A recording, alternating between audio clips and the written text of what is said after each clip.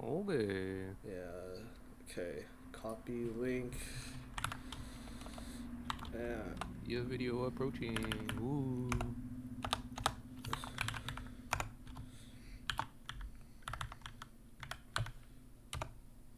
I need to sit on the fucking replay channel as well.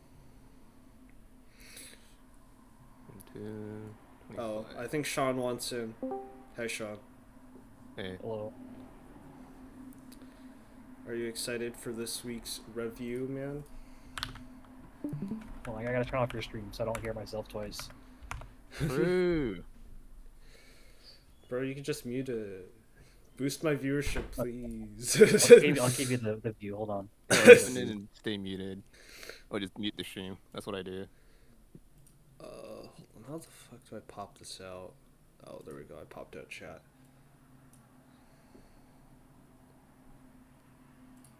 Uh-oh.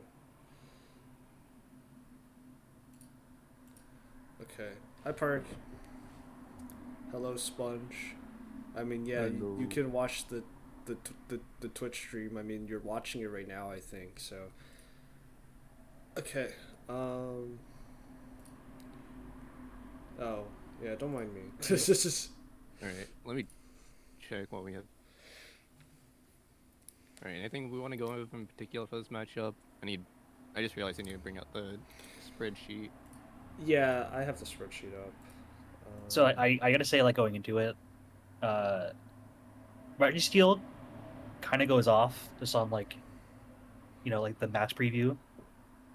It can be pretty tough for her to break. I think, weirdly enough, Anna has a really bad time into Iron Defense body press. Yeah. Which sounds very strange.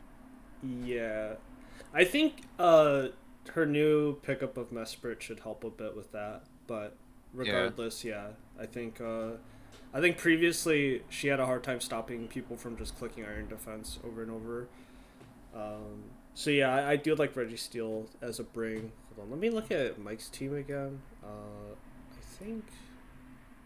Oh, oops. I have to like look at this.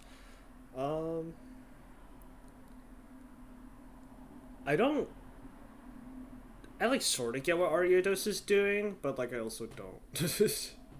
I heard he said like I think he was like, I didn't know what to put on, so I just put on Eroditos. And I mean, it could be useful, for redirection or whatever. Yeah. So it's not like a useless pick. Yeah. I do think either way, I think aside from Roger Steele, it does seem like Garchomp has to do a lot of heavy lifting in this matchup. But it's also if it's Levitate Wheezing, you literally cannot do anything, which is really funny. And also the big thing, like, going in, if I was Mike, getting ready to play this game, like, you turbo lose to burn. So, like, gotta make sure you try to play around that really smartly. Yeah. I was very surprised to not see, like, a Terrafire or something, in the Terra sheets. Terrafires, actually? I don't think there was a Terrafire. No, just no Terrafires. Yeah, I don't think there was a Terrafire. So like, yeah, I agree that you would want to run Terrafire like 100% of the time. At least like one of your big sweepers, Okidogi or Garchomp, maybe even Reggie Steele. It is really just that important. So, it's like you can do like like taunt, Whimsicott, but just relying on just that, it's such a big problem for your team. I think you need more than that. Even then, it can't taunt in the center all. Yeah, that's true. Yeah, so yeah, I 100% agree with that analysis. Really would have liked to see like a Terrafire or something against this team where I think you can expect Weezing to probably run Wisp. I don't think it has that many better moves to run than Wisp, and then also like Incineroar also has the opportunity to run Wisp. You can get burned by Matcha Gotcha too. So like, yeah. I want to see what else he could have brought, but I guess like, actually no, I don't think Amulet Blaziken would have done much. Just because Palfin's super scary and just knocks it out. Yeah, I mean, Anna hyper prepared for a Crawdon, and I honestly, might have been overprepped. She said that she overprepped for it, yeah. But maybe it would have been nice to on paper at least be able to threaten it. So, Yeah. but yeah, I think like if you run Ariados, you should be like leading like, or you should be running it like with Garchomp or Okidogi, and you should be like really trying to greed for that bulk up or that like sword stance. He'd be okay with Braviary too. True. Yeah. Yeah. It's Yeah. like Bravery is already very scary on bait because it can just do so much damage. Except like again, Incineroar exists, so it could just wall it, and Tinkaton can also wall it relatively well. Sponge is Yeah, it'd be asking cool us. if it was like if you had like a Terra Grad or something, it'd be really nice with it. Yeah. Sponge is asking us on our thoughts on Pokemon leaving Twitch. I'm gonna assume YouTube. I honestly don't know. So, but yeah. Or debate. We'll never know. True. But yeah, I think. Yeah, I think it against Anna's team. I think like Braviary probably could have been more focused, or like been more of a focus to like keep around because. And honestly, I don't really like Whimsicott into this team very much because I don't think you really need the speed control, and I don't think you're providing that much else besides Prankster Encore. Like, Well, like in the Bravery thing, that's why it could want Tailwind because Bravery with Tailwind can melt this team theoretically. True. It's still as useful to have, just like as a disruptor. You can do like switcheroo, lagging tail, or something dumb. Yeah. You know, it can be stuff like that. That's fair. I'm down to get in the game. Yeah, I am too. Okay. Hands Ariados. So I would expect like a bulk up on Doggy and like Rage Powder. Although I think maybe Ariados gets fake outed here. So I guess yeah. I think this could be fake out and to burn the Okidogi and it's useless. I think that is what happens. Yeah, he gets burned. I'm pretty sure instantly. Yeah. Yeah, literally fake out burn. Yeah, fake out burn. Yeah. Oh, not even a Rage Powder actually. I think the Rage Powder gets beat up by fake out. So like. No, but yeah, but it would have been before Okidogi if he actually did it. Oh, true. True. Yeah, you're right. Yeah. Okay. Yeah. So. Oh yeah, the Encore is just already just over at that point. Yeah. Yeah. Side beam is so funny.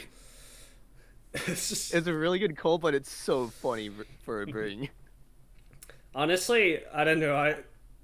You could have just side beat the doggy. I don't know. Both of these bonds at this point are pretty useless, I think. But yeah, Screenshot was here. Actually, because you're so shit at this point, I actually like Screenshot just to like get something out of this. Yeah. Like awful position. Rage Powder a little late.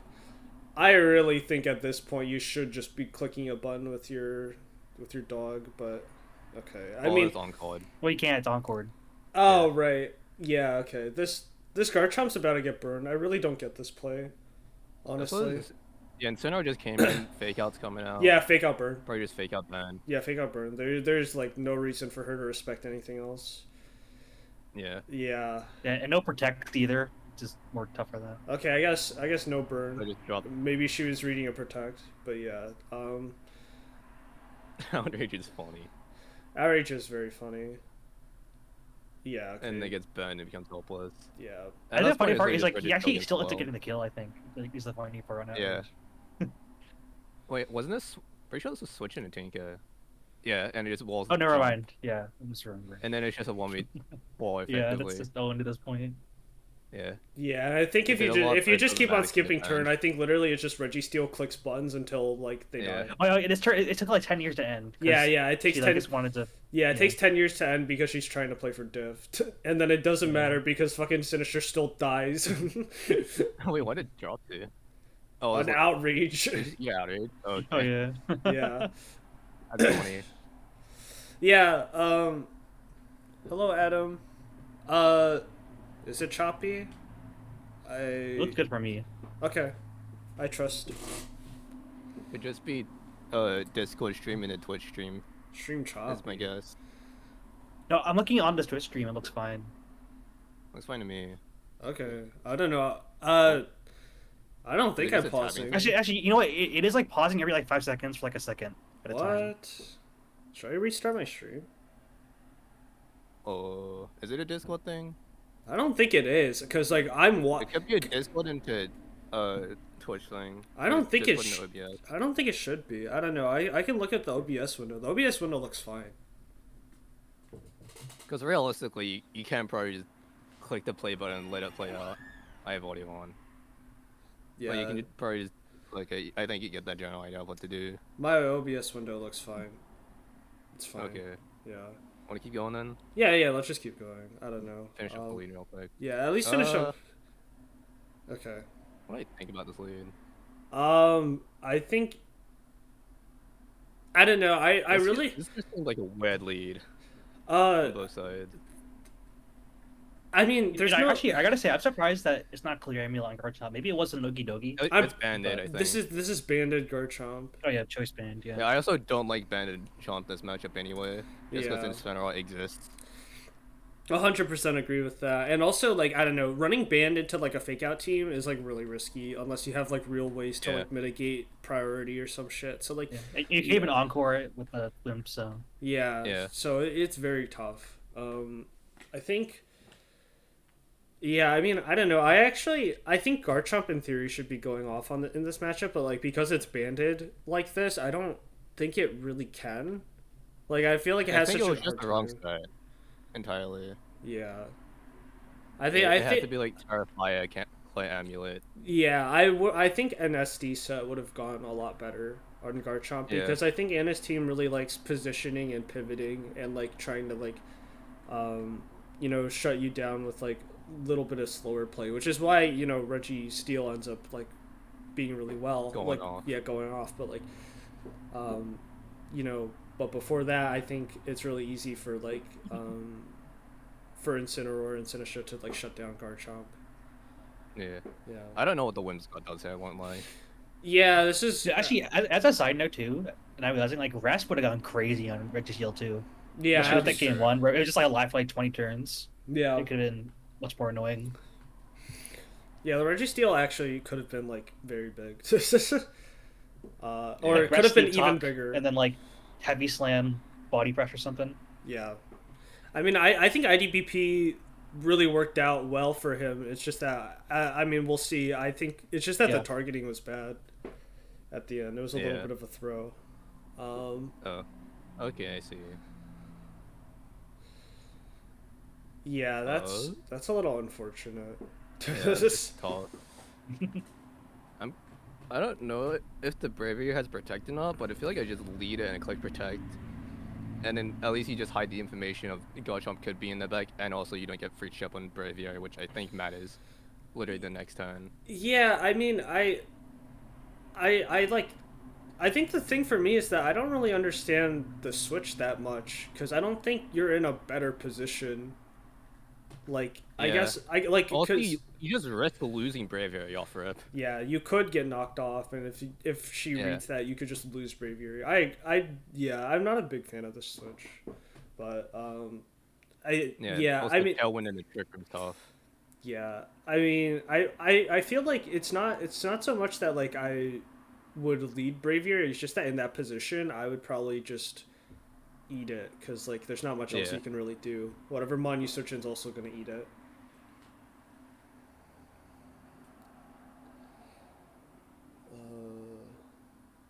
Yeah, and the fake out chip does end up mattering because Braviary immediately drops. And we also find out it's Tinted Lens. At least I think that's Tinted Lens. That's Tinted Lens. Yeah, it's not Sheer Force, so it's probably Tinted Lens. Yeah. And it did a fair chunk to Incineroar too, so that makes sense. That's true. Taunt kind of works out. I don't think it does, because there's not really that much that Sinistra is actually like clicking. Like the only thing that it really has as like a support move is like Trick Room. Redirection. I don't even think I just assume that the Sinistra has redirection. Yeah, I mean that's fair. That's fair. So I think it's like a fine taunt. I don't know why it went into the Dolphin slot. I guess it was just to catch whatever switched in for Dolphin, which I guess is fine. Yeah, maybe he was scared of bulk up. Wait, no, it was pre-transformed. So I'm assuming he just wanted to catch whatever switched in. Okay, yeah, that's fair. Okay. That's fair. Yeah, okay. Goodbye, Wimmy.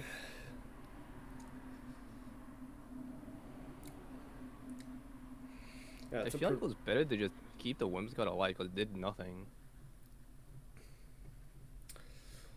And now you have this funny Registeel sitting around. Dude, it's good switch. Yeah.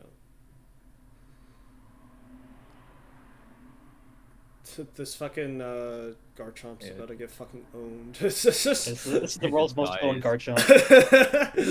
That guy dropped. Yeah, it's such an unfortunate roll. Should this have been Trick Room? I He has nothing better to do. Honestly, no, but like, I don't think in. I guess it doesn't matter with the Trick Room, I guess, but. Yeah. Yeah. Yeah. Oh, sorry. I should change the title one sec. We can keep going. I think this is just a very silly body presser on. Okay, I changed the title. It's week 2 now. I did it, guys. Yeah, I mean, I don't know. Like, you know, I know Mike said that he checked out, but like, really, it's just like you gotta read, like, what's happening. Like, like the Conch is dealing 8%, and the Incineroar is dealing 20. Yeah. No, it's winnable up until the last turn. It's literally always winnable. Yeah. Like, it's complete. This is a completely, like, this should in theory be a 1 game. That is true. Yeah, because I think last turn the Incineroar should have just died. Yeah. And then you get the Sinistcha for free. And out west, it's a full health Conch with +1 or some shit. Yeah, I mean, there's nothing super wrong with the Protect. I mean, the bulk up happens, but healing. even then, it's still not dealing that much damage. Yeah. And out west, you can match. Yeah. This is when you find out your Registeel is faster. Yeah, that is when you find out that your Registeel is faster. Yeah. I mean, I think you could have found out while you were in Trick Room, but I guess if you weren't, this one's like a lot more obvious. Yeah, if you weren't cognizant of that, at least, then like, yeah, that's like fine. Yeah. At this point, you have to kill it Incineroar. Yeah. Nothing has to go. Yeah, absolutely. I mean, but okay, but listen. Yeah, no, but listen, right? Even so, like, come on, wait, keep playing. Okay. Even so, you still live. Like, you win. Yeah. You win the game. You just straight up win. Yeah. He just forgot that he was fast, or didn't notice that he was faster, so he tried to protect again. Yeah, he wasn't paying attention. Yeah. So yeah, I mean, I think the decision to bring IDBP like Registeel was great, and I think like he ended up in a position where it really, like, you got rid of the Palafin, which I feel like would be like the biggest threat to it, but yeah, I mean, I think like I think it's recognizing the main threat. Yeah, I feel like. Yeah, definitely. Well, it's just like looking at the damage that's being dealt. I think like the strategy doesn't go off nearly as hard if like Sinistcha runs like Rage Powder though. Yeah. And then like you really force the 50-50 on like on body press or heavy slam. Yeah, or heavy slam. Well, I mean, Sponge, this is Anna's set, so like yeah. Yeah, unfortunately it was the first one. Yeah, but you can check out the VOD. Yeah, you can check out the VOD. Ooh. Yeah, so true. Yeah, I guess what could Anna have done to stop the Registeel from going off is the thing. I think Rage Powder would be good. I one more special attacker would be really great on the team. Yeah. I think Weezing also could have gone off. I know like Heavy Slam probably does a decent amount, but like you can also burn it. Like burning it would probably cripple its damage. Oh, that was where the Willow was, right? Yeah, you could cripple it like a pretty good amount, and I think like, I guess if you got like desperate, you definitely could. I don't think that's called Mind Sinistcha, but if Sinistcha hangs around, Shadow Ball probably does a good amount to steal too. So like, I definitely think that she like had ways to adapt for Game 3 if it did good to it, but, yeah. Overestimate how much damage Lariat would do. Yeah, this thing does have like what, 80, 150, I think. Like 80, 150, 150 defenses.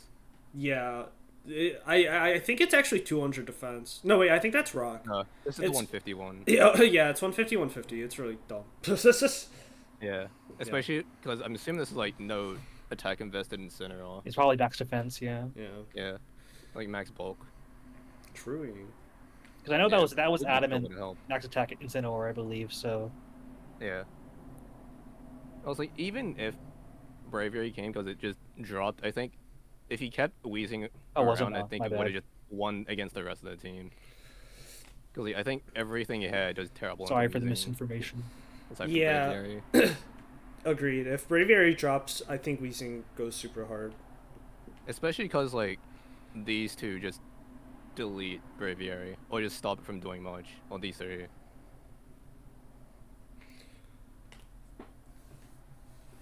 $116 Yeah, adamant. 116. Yeah, there you go. God Okay, damn. that's just a Registeel moment then. Yeah, Holy register crap. moment. Sis. Okay, I mean, any closing thoughts? Not really. Chat when you're playing the game. But Mike, otherwise, good team building. Sad. Honestly, Okay. not bad. As if it Oh, the no guard reach shot. card. Okay, that makes sense. Yeah, I think he definitely made the most of what he had, except the Aria Yeah. dose. I'm not sure if you made the most of your Aria dose, but like, everything else I think was pretty fine. Besides like having Terrifier on like one or two of your mons. Yeah. On the two physical mons at least. Yeah, or running like also like running clear against like Incineroar. I think like against a mon like Incineroar, or like any very like Intimidating. prominent intimidate cycler, like you probably want to run clear on at least one of your mons. And I know Okidagi like has guard dog, but I still think that like I think for Okidagi it's fine not to run clear, but like I think you still need to run like Terrifier or something. Oh yeah, Gar loves Psybeam wheezing. Yeah, I did not know that it got side beam, but it was really funny just seeing it. And just instantly drug Yeah, Cookie I Dozy remember on in the boss call, side. people were like going crazy. I think everyone was surprised they even got that. Alright, I think we're done with that set then. Yeah, I think so too. We can got move May on. versus Brendan, right? May versus Brendan, Yeah. which the children year for bullshit hidden powers, so true, man. Oh, true. The random hidden power like bug in the back. The random hidden power normal. Speaking of hidden power bug, we got the scissor team. Yep. First glance, I feel like this is Tailwind into you just kill everything. Yeah, I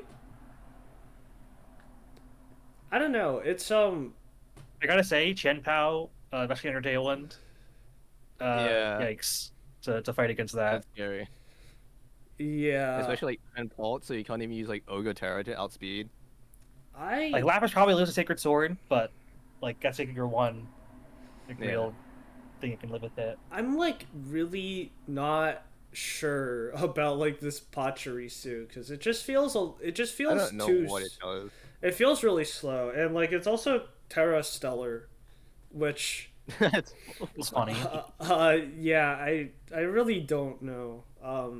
I mean, it's nice for breaking bullet punches into itself, which can be really annoying. Yeah, Yeah. But I don't think it comes out is the issue. It never comes out in the game. yeah. I think Pachirisu is a fine follow me mon, but I think like follow me, like you probably want like follow me or like Shed Tail, and I don't really think you need like both on the team like that much. The funny thing is, I actually do really like the hippo on this team. Is the funny thing. Do you like the Sand Force Hippo, or do you like Well, regular I just Hippo? like I get why he's not Sandstream. Makes sense. Yeah, I I just get like it. I just like having a strong ground type is really nice into this team. Yeah, that's It does very well fair. into 40 agree these with that. mons. True. I do feel like I would have liked to see either Braylon or Exca, at least. Rail would be really nice for a lot of these, Yeah. especially Lapras. I think Brilliant was low-key ridiculous with Chempel, especially if it's like Yeah, like dice, Technician, loaded Bullet dice. Seed. Like I think everything but Sizzlehead just drops to Dice Bullet Seed. I think like even Ogerpon probably takes like 70%. Like with Shenpao, it's honestly ridiculous damage. Yeah. Yeah, I also like the like ability to play like Tail and Spore. Like, because that's also really annoying too. So yeah, I really do like the mode like that Breloom could give to this team. If Hippo's Tantrum could have been slow. I do think it would be good to like have him on or have a slow mode, but I don't. I think this team is too frail. So at least what this has slow. Yeah, I think And, like the only other slow mon is like Slow King, the first and that's four, taking some shit. the first like four mons that he wants to bring, like I think are all pretty frail and like really want the game to be over as fast as possible, which is like kind of why I don't really like Pachirisu like on this team that much because honestly, I'm pretty surprised I didn't see Exka. Yeah, I think Exka probably could have gone hard.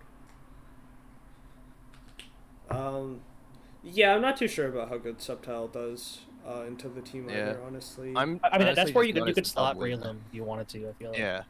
I honestly think that, like, I think that Tauros probably could have gone kind of hard too. Although, I guess I understand because you're scared of Defiant, but... Yeah. But you could be Sheer Force. It's pretty good. It's true. But yeah, I don't really like how passive the team, like, the back two ended felt. up. Yeah. Alright, I guess not passive for Hippo, but, like, I guess slow. It's a really slow mon on, like, a team that really wants to go fast. So, yeah.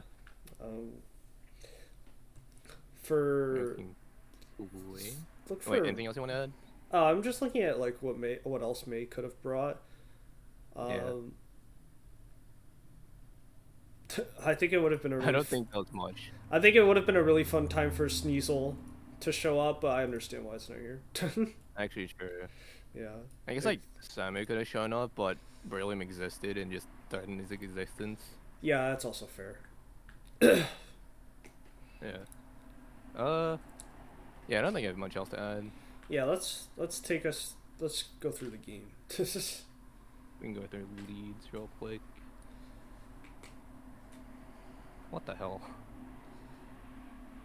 I don't know what either of these leads do. I'll be frank.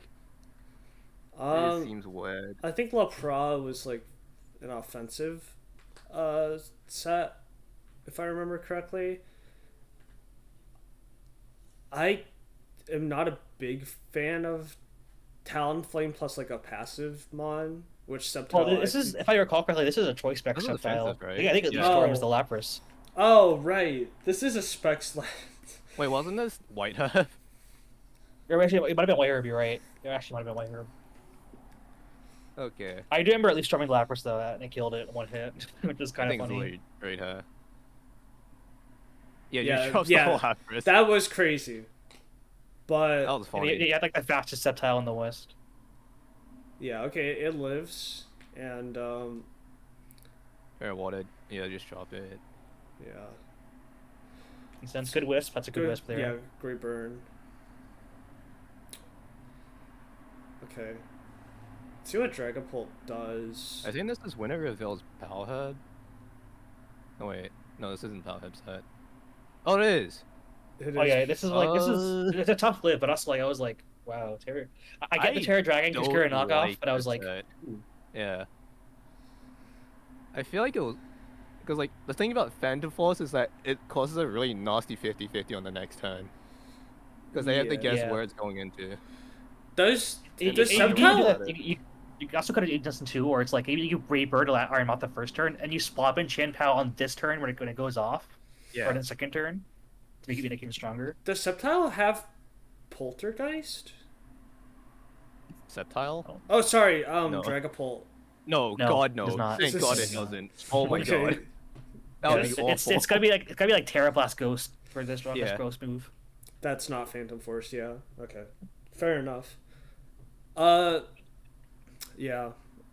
That's it's just an unfortunate live, I guess. I do wonder. I think it would have liked to see Choice Band here. Because Choice Band just picks up this knockout, especially if it's Yeah, that's true. Yeah. Yeah, I mean, if it's choice band, it doesn't even have to like. You could just Terra, and then you don't even have to like. I guess you do have to run like Terra Ghost Blast, right? Because you don't have like a super good Ghost Dragon Blast. can still be pretty strong. Choice True, band still. true, Yeah. true. Like, you also just have this early game where it just spreads dots damage. Yeah, absolutely.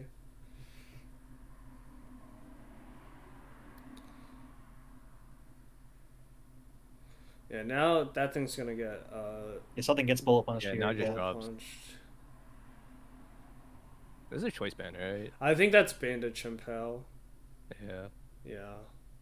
And then Zox kind of just cleans up from here. Yeah. Right.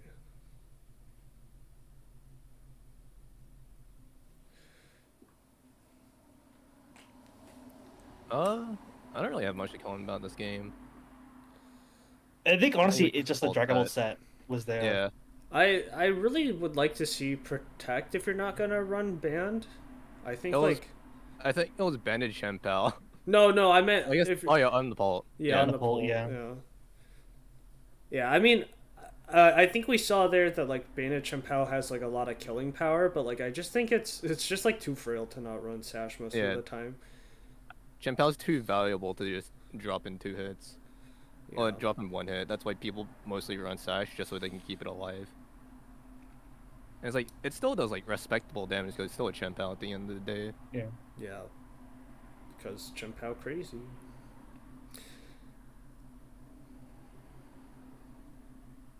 Alright, next game.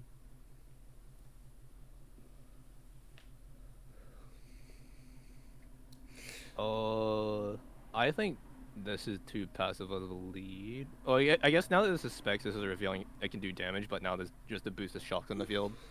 Yeah. But also the shocks is basically nothing unless it tears, I think. Yeah, the Shocks needs to tear in front of the Subtile, so it's gonna fucking die. Yeah. But I don't really know what. Well, either way, it's gonna die. Yeah. I don't really know what Hippo's doing. If it had Earthquake, I don't think it. I don't wish it doesn't, but it'd be a pretty fire Earthquake here if it had it. Actually, It'd be a yeah. banger earthquake. Does this thing not high horsepower the Moth? It does have Yeah, high just horsepower. It just horsepower something. Unfortunate miss. Oh yeah, I forgot. This is the game where May had a bit of trouble with her moves. The Shed Tail was like was pretty huge, honestly. Yeah, the miss in the Shed Tail was massive. I would have, yeah, I would have liked to just like to see the like, just straight up go for the kill on the Moth last turn. I felt like like you didn't need. I don't think you needed Tailwind that turn, so I would have rather just. Would have also liked to see Rockside have if he had it. I think. Yeah, it's possible that he doesn't. But... Yeah, very possible, but Rockslide just such a good move. True. They should just kind of bring it if you can. Yeah. He's like Fire Fang was a predict for the Scizor that turn, most likely. Yeah. After the Fire Fang, then you just click Rockslide her. Yeah.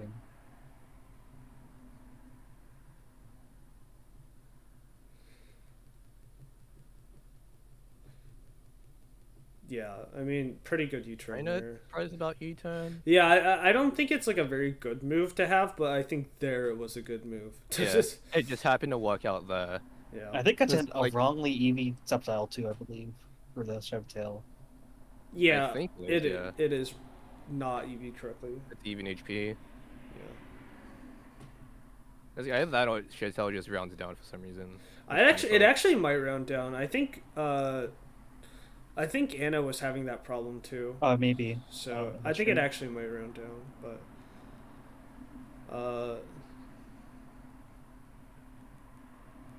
yeah. What's the loss there?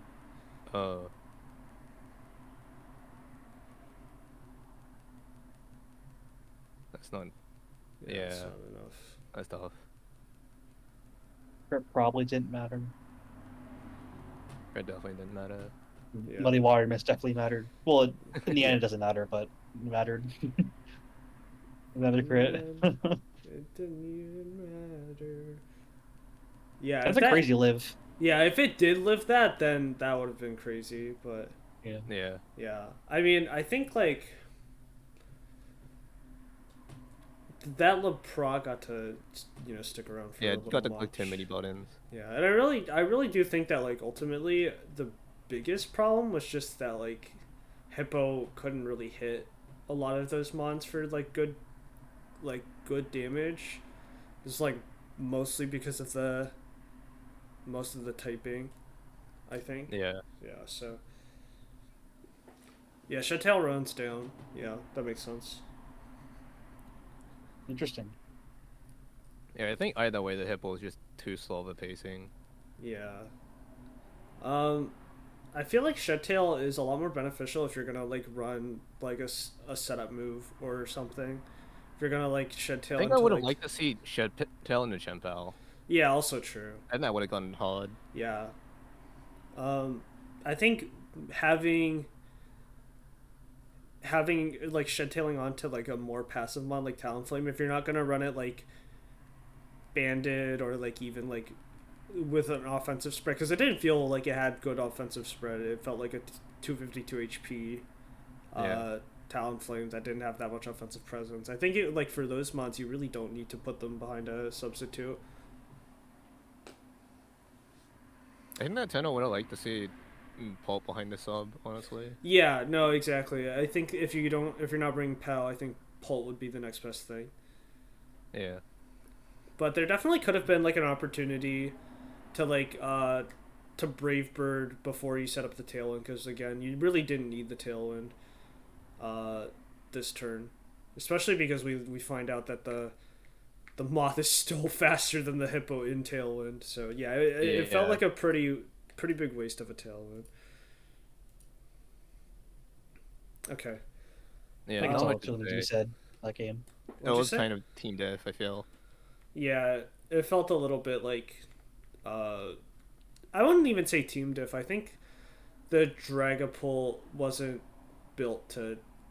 I think the Dragapult and like. And also, to be fair, it's just good building on May's part too. As well. Yeah, agreed. It's not just like a Brendan issue. I think it's just Chien-Pao needs to be more brain dead, frankly.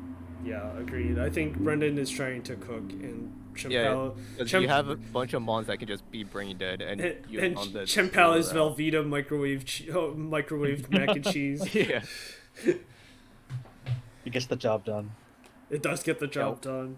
One day this will be banded dual wing beat, and you just have to eat hits with Chien-Pao on the side. It would be so lit. I don't know. There's so much like dumb shit that like I think Brendan like has the ability to bring. We just haven't really seen it yet. So yeah, we'll see it eventually. We've only seen the appetizer so far. Yeah, we have only seen the appetizers. Power Herb.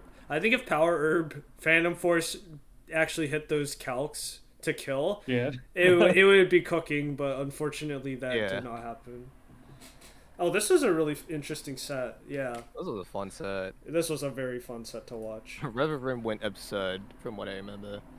I think the really funny thing is that, objectively speaking, both of these players threw a game. But outside of the one game they threw, they played super well. I mean, the one game they did throw, they threw. Well, no, it's not even that. Like, to get to the point where they could throw, they played really well. Is the thing, and then they like kind of threw like with like one or two things, and you could just like, regardless, right? Like, you got to the point where like you had like a good lead and like you had good control of the game, and so like, there's nothing wrong with like throwing like a game every once in a while, because like it sucks obviously that like you lose a game that you probably should win, but you managed to at least like play well for like 3/4 of the game. So I mean, it's even all though learning too. Exactly, it's a learning experience. Let me think. I feel like we had something we were talking about in the voice call when we saw Parawatt's team. I forget what it was, honestly. I forget. I do remember he was just like being very scared of every room, and how he's got only like two things that can take it pretty well. Yeah, Reverum. That was awesome. Yeah, Reverum did have good potential to go off on this team. If I think if Flutterbean couldn't like get, or I guess just if anything else couldn't stop Reverum. Yeah, which is basically down the Iron Treads, and if it was like high horsepower, I think nothing could have stopped it. I think, And you okay, just had to, like, to kill be it. fair, I think Salamence and Iron Treads had good potential to like stop That is true. to stop Rubber Vroom. And like, even like a +1 high horsepower, I'm not even sure that kills Iron Treads. Something that's like Terror or something. Yeah, that thing is bulky as hell. Yeah. I think like in terms of the brings, I do like the brings from Pear a lot. I sort of understand like Dust Clouds, but I also don't. Cause yeah, like there's a reason why I just got traded out almost immediately after this The game. one thing I remember watching the game, I really want to see Meteor Beam Glamora, because he wasn't that. And that's a really, really good set on that Pokemon. Meteor Beam Glamora is so good. I think I don't know, Mortal Spin has its place, but I don't think it was really this week. I think like it's too slow, and I think when you're playing against a mon like your Shifu, you should expect the pace of the match to be a lot higher. Like I think Mortal Spin can really like help you like slow down the game, but I don't think this is one of those matches where you wanted to slow down the game. You just wanted to like remove the big threats, and then Fluttermane comes in, Terra Fairy, Dazzling Gleams, and wins the game. Yeah. And also like I would like to see Mortal Spin Glamora with like Articuno or some shit, because that's like the only other mon in the team that can play super slow. Yeah, agreed. I think it'll happen one week. I feel like that's the play for him, but it's not happening. Or it didn't happen this week. So yeah. Yeah, let's go.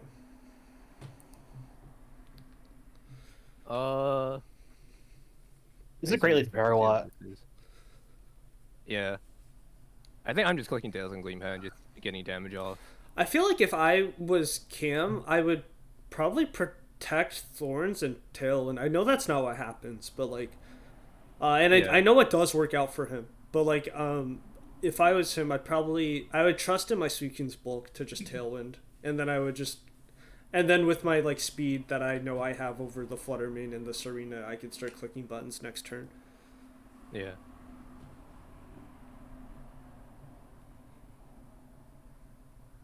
Honestly, yeah, not a terrible switch. Like I thought.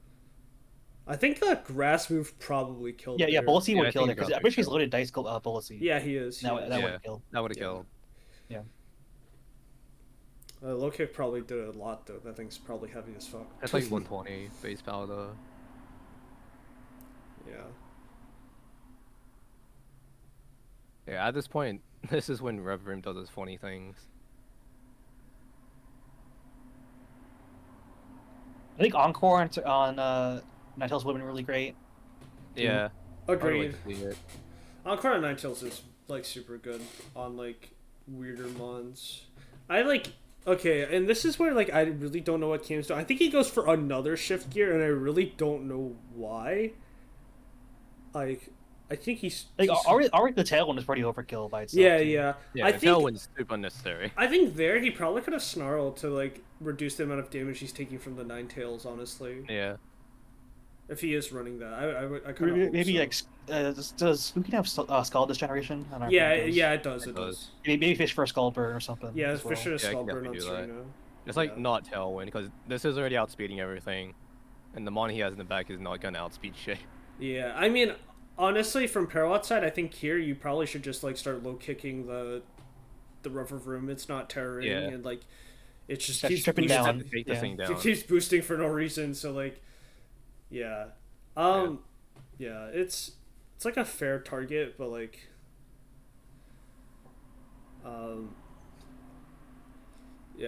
okay. I like Clear Amulet for Mens. For Mens, yeah. That's a Scald. That's the burn. Yeah, it's a good burn. Oh, and then triple axle. Triple axle gets revealed. I think like here you really like as Cam you really should just be trying to target down this. That's just where the throw is. Well, he doesn't have. He only has. He doesn't have Iron Head. Yeah. No, but like even so, you should just Iron Head this arena. I think. Yeah, but that is a threat. Like you probably like deal a good amount of damage if not kill, because you're +2. That's true. Like, I'd be willing to bet that you probably have the KO on that thing. Well, I don't think it's a kill though, because it's still like. Well, it has to just fail up, so it's like a plus true. 1-ish. Yeah. Did River Room protect last turn? Yeah, it did. Oh, okay. Then yeah. Yeah, that makes sense then. Still, I think you go for the damage on the Serena. Yeah. And it's just a slow end for Dusclops. Yeah, I think Dusclops gets like a Nightshade Yeah, just kill. get Boywood knock off. Get some Pain's Foot off. Yeah. Yeah. Yeah, I mean, I think you probably want to run like high horsepower over like Gunk. Yeah, Gunk. Not a big fan of Gunk shot there. Yeah. But yeah. I think ultimately like pretty well played from both sides, I think. Yeah. I think the main mistake Cam had was just having Dusclops in the back instead of like or Shifu. Yeah, Dusclops is a tough thing in the back. Yeah, it just didn't do anything. Yeah. Next game. Good luck game. Oh, I should look at chat. Okay, nobody is saying anything. That's awesome. Yeah. Yeah, so I expect Tailwind, right? Yeah, Tailwind makes sense. Yeah. And yeah, I know Cam tries to Wicked Blow that. Yeah. That's a good Terra there. It's an extremely Very good good Terra. Yeah. Did he just kill this Sheaf? Yeah. Yeah, he does. Yeah, it's a great double target too. Yeah, I think like here, like you're in like a crazy good position. It's a great position. Yeah, and that's a really good switch. Honestly, yeah, that's right. You don't want to spot that out because you have that boost and you can just do some really great chip damage or something that turn. Yeah. Yeah. The EQ I think was like I'm down to let this Flutter die at this point. Yeah. I think I just get my damage off. It's done its job. It killed your Shifu. It's super fast. It can do some good chip here.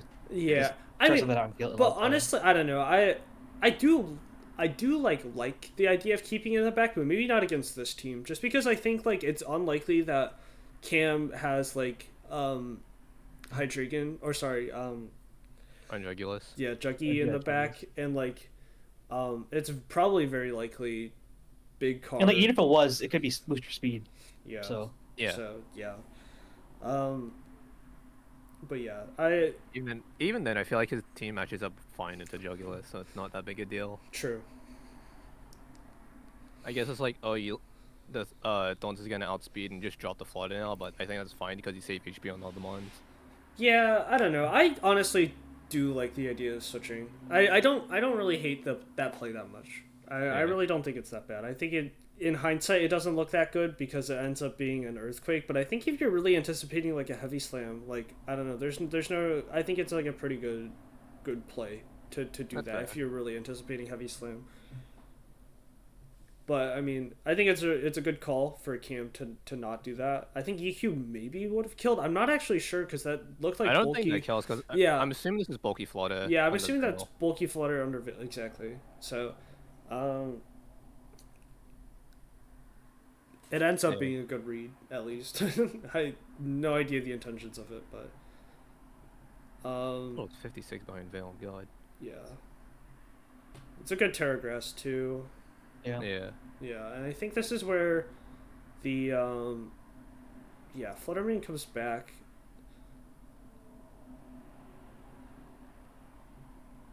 Kinda not sure about this Protect.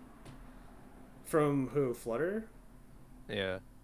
I guess I was like scared. I don't mind it here.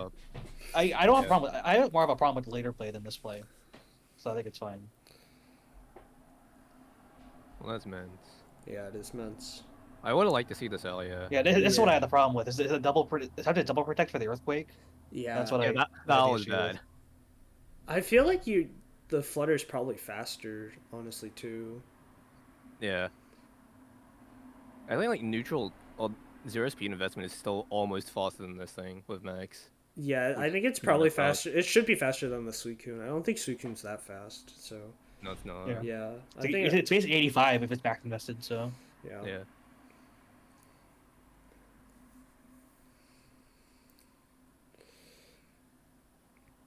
Yeah, and this is it's just because it had the flying move. If you like flying move that turn instead of earthquaking, you would have been in a much better spot. On this turn, yeah. On that turn, yeah. I agree with that. It's like dazzling gleam and would have liked to see this or something. value in general.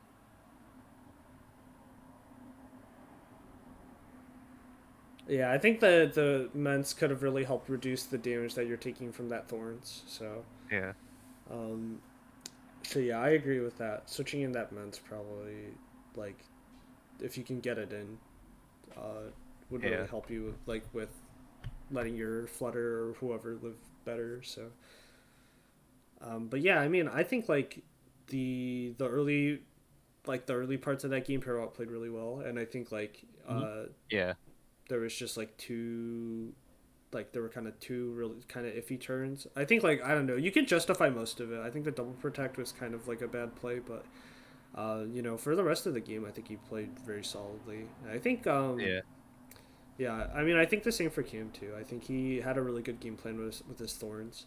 I think their Shifu was a little bit of a throw because I feel like it's kind of an obvious Terra. Like I think like not only like would it help it like resist the Wicked Blow, but like it's just such a good Terra option. So like I think it's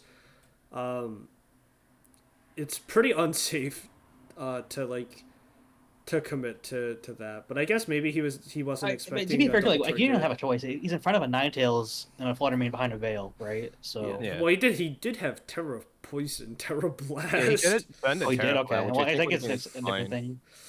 Yeah, maybe that would have been safer if he had that. Yeah, the Terra Poison, Terra Blast. It's like you either trade Terras, like even go like hard Revivroom because these two aren't really doing much against Revivroom. Yeah, agreed with that. I think switching Revivroom probably is like the safest play you do there, honestly. But ultimately, Cam ends up winning the game. So he wins out. Yeah. Game 3. I think Parawatt's issue here was the Gamora lead. Gamora clicking model spin off red. Yeah, I didn't really like Glim as a bring. I think it has its place for sure, but like, I think you just never bring this into, especially this matchup, unless you have Earth Power. Yeah, 100%. Because without Earth Power, I don't think it's doing a single thing except like poisoning Suicune. Or gleaming on Urshifu. I think those are like the two things. Yeah. But like, I didn't really like its matchup into Cam's team very much. At least without Earth Power. I think with Earth Power, it does a lot better. With Earth Power, it goes really hard into Revivroom, but yeah, I mean, without it, this Revivroom just gets the setup for free. So yeah, it just clicks buttons for free. Yeah. I think that's almost exactly what happens here, even. Yeah, this is where he scouts for Earth Power, I think. Oh, wait, he goes with Protect, okay.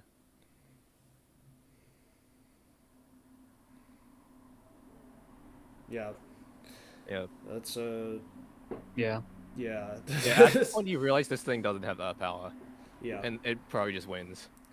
His issue, it's not a bad mon to bring in general, just that this set is just super passive into Cam's team. Yeah. That you can't really touch it much. Yeah, and if you can't prevent, like, Revivroom from setting up, then you simply just lose. Yeah. Yeah, I think in hindsight, Power Gem doesn't hit that much of Cam's team as much. I think even Energy... I mean, that's the thing too, this game out as well. Parawatt, like as we mentioned at the beginning, the two mons that he has that can deal with the Revivroom are Salamence and Iron Treads, and those are the two he's bringing his gun game 3. That's a big thing too. Yeah. And you just got washed by it. Yeah. Yeah, I mean, it happens. I mean, I don't know. Serena can deal with it. It does have low kick. I don't think it can. I think it's low kick. It probably does like 40%, I guess. Yeah. Really? I think Reverend's surprisingly light. No, wait, really? I think it actually is. What? What?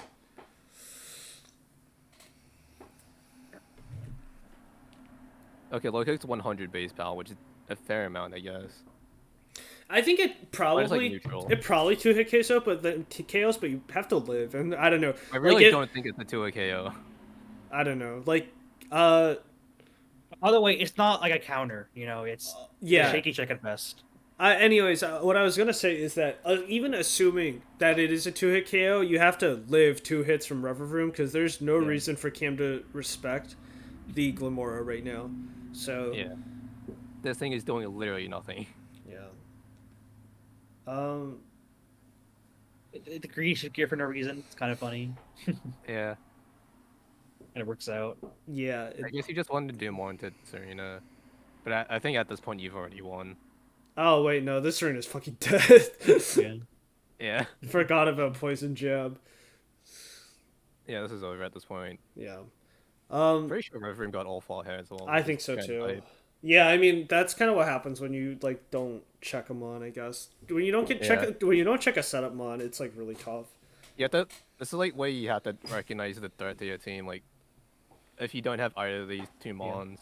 Yeah. And it's tough because that is a bit of a game knowledge thing. It is like a tiny bit of a knowledge check, so yeah, I can get why he can see that, but no, yeah, absolutely. I'm not saying that like he's like a bad player or whatever because like because he didn't he played the game pretty damn well. Yeah, I agree. Yeah, he played it to how he could, or as much as he could. Yeah, I just think that it's definitely just like something to work on in the future. Just like being able to identify like the threats to your team and like what are like your lose cons in like the 6 mons that they bring, and that should determine like what 4 mons that you have to bring each game. Yeah. Yeah. Alright, next set. Oh. Oh no. Oh no, indeed. Oh no.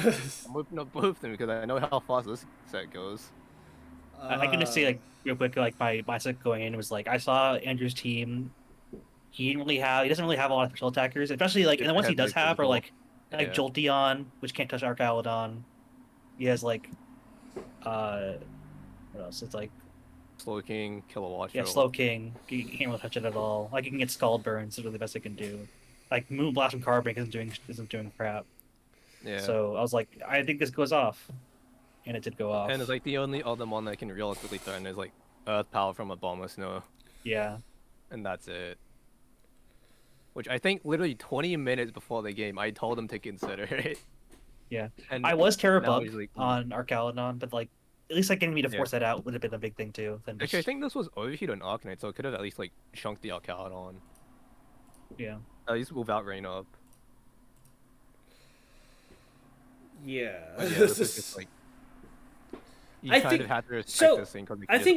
Andrew told me afterwards that he had beat up on his Ogre Pond, so this like definitely could have been he's been justified. Interesting. I didn't know that. Yeah. Well, no, it's not beat up justified. He just could have followed me onto Ogre Pond. You didn't know that he could just follow me to come play. Yeah, there's something you could do as well to force me to play like more aggressively. Yeah. Yeah. And to prevent as in just like play the game. Yeah. Yeah. Okay, yeah. I think we could probably get into it. Yeah. Yeah. This is kind of just a tough watch. I mean, it's even tougher because Sean actually gets like really shit luck at the beginning, so we have to sit through like 5 turns of him being frozen. Yeah. Well, I get frozen, but I thaw immediately, so I get lucky quotes at that, I guess, but I do get frozen later on, but I immediately thaw, so it doesn't really do much. What happened? I guess kept getting resist though. He swaps into Slowking, so it does nothing. Yeah. Then I do it into Protect. I remember I just didn't care, like what he did at this point. I was like, it doesn't matter. I'm just gonna win this. He can't touch you. I think this Trick Room was like a big throw, because he could have at least like Glaive Rushed you. I tried a Skull Burn. He could fish for a Skull Burn. Yeah.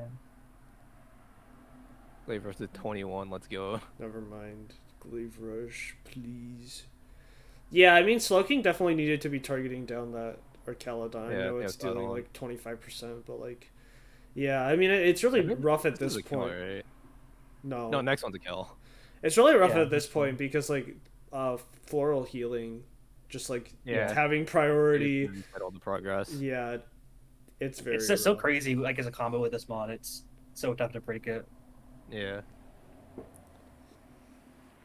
It's like all you can really do is just burst this thing down. and just drop it ASAP. Yeah.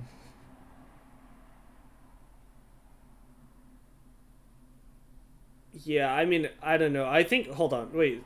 I think we should talk more about this. This is like, are almost definitely slower in Trick Room. You should be attacking.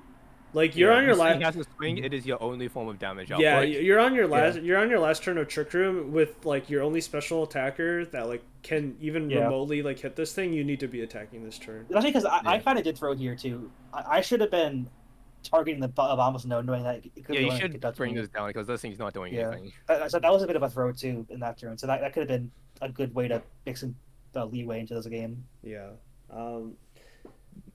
Yeah, I mean, I don't think that like the Obama don't like Okos or whatever, but like at least getting like really. He does good... like 30, I think. But yeah. Yeah, so like. It does 45. Yeah, it does 45. That's a 3 KO. Yeah, that is a 3 KO. And if you double targeted it with like Rapier, you're probably like a 2-hit KO. Probably 2-hit KO at that point. Yeah, you're probably 2-hit KO if you. Yeah. So. Yeah, I mean, I think like having yeah, I mean, I don't know. It's just like that one last turn of Trick Room I think is like a really important thing cuz like I think it's like important for people to like notice, oh shit, Trick Room's about to end, and like you want to either like take advantage of the fact that like people know that Trick Room's about to end, so they're more likely to protect, to either like set up or to like push your advantage and just attack in case they don't protect, because like it is your last turn. Like, so I think like seeing the sets on Comfey and Archaludon, you should have been pretty confident to attack there, because otherwise you're going to be in the same situation but with way worse speed. Yep. And I was decking Archaludon. Yeah, I thought this would be dead, but I get the kind of lucky insta thaw, so it doesn't matter. Insta thaw was huge. Yeah. I will say, to be fair, like I don't want to give false hope, because I'm evil like that. I did have Teleport Landers in the back, so it was still a little over, but yeah, I think at this point you have to recognize Abomasnow is basically your key, and like I'm pretty sure that Arcanine had overheat, so this was also very important to have. Yeah, I mean, I think like, I don't know, during Trick Room, could you like go back like a couple turns, back to like when Trick Room was like a kind of first set up? Hold on, like 1, 2, 3, 4.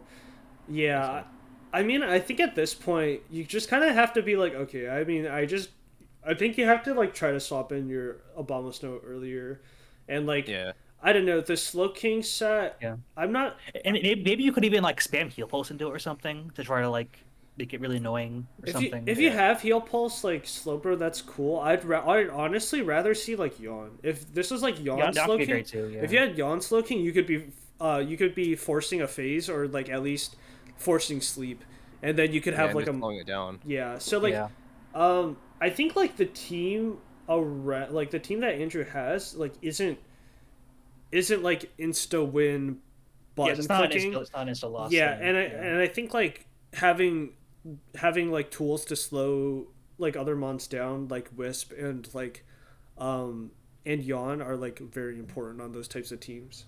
So I think for this Slowking set, I would have liked to see Yawn, even though I think the idea to run like a special Slowbro was like kind of nice, but I think ultimately it didn't end up hitting anything very well, because like, especially because this game one he wasn't going for Scalds at all either. Yeah, he wasn't clicking the Scald button into this. Yeah, that's fair. Yeah, not much to add. It's just, I think at this point you have to recognize, or once you lose, and then like once you recognize that you're gonna lose the game, you have to check, think about what you're doing next game. Yeah. I think that's the big thing. The biggest thing he did wrong in the set was do the exact same 4 mons game 2. That was the biggest problem he did. He just did the same thing and did the same thing again. I just did the same thing again. Yeah, he could have led Ogrepon and threatened to follow me, or actually clicked follow me, and then also like probably Arcanine would have been nice to like put pressure on like burning Archaludon. Yeah. Or clicking overheat. Yeah, or clicking overheat. I think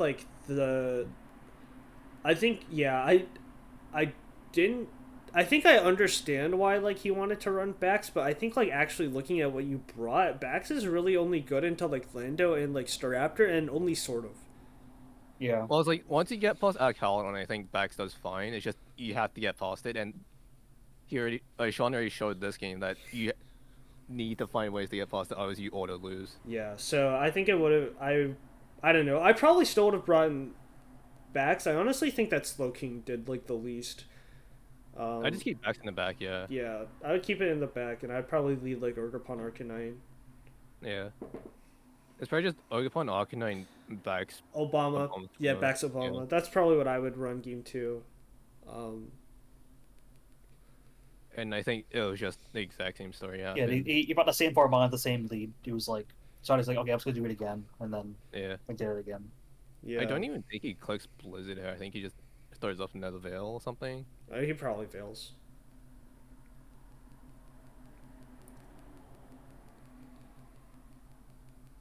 God, that was 2-5 hits. That's cool. Okay, he tries to get rid of Comfy, I guess. It just drops. Yeah, at this point he lost. Yeah. Like if he didn't reveal Arcanine. Like the only like thing maybe you can do here is the Scald Burn. Like maybe. Yeah. Then something can happen, but. At this point it's over.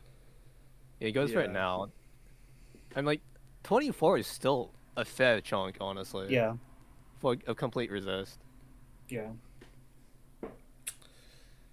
Yeah. Yep. Yeah. Like Terra Steel, oop, not exactly the best thing to do here. Not BM, by the way. Yeah, like, that was me like trying to click the fairy move. So I clicked the fairy move. I clicked the wrong one. I wasn't trying to. Yeah, similar color. But the funny thing is, I ended up losing HP because of the Rocky helmet. It's the funny part from the Draining Kids. Yeah. I had no idea that was a contact move. It is a contact. It's like one of the 3 that's like a contact move for special move. Yeah. They just super kill. Goodbye. This is me immediately kill farming. I wanted to give our kill on the kill. Yeah. Not Pelipper. Completely fair. Yeah. That was slow on Pelipper. Yeah. Just another situation where you have to recognize the big threat and what you can do about it. And also just having the options to deal with it, because Ogerpon does help at least into like the self-hitting stuff. At the very least, it like forces me to like not want to Terra because I want to keep the Dragon type for Overpawn. Yeah. Really bad. So you could like pressure it with like Overpawn, Rhyperior or something to try to like, you know, like pressure me to Terra a lot, and then you can just take advantage of that with like a rock moves out with Bug Terra or something like that. Yeah. Though I guess to be fair, this was basically just knowledge checked. Yeah. Yeah.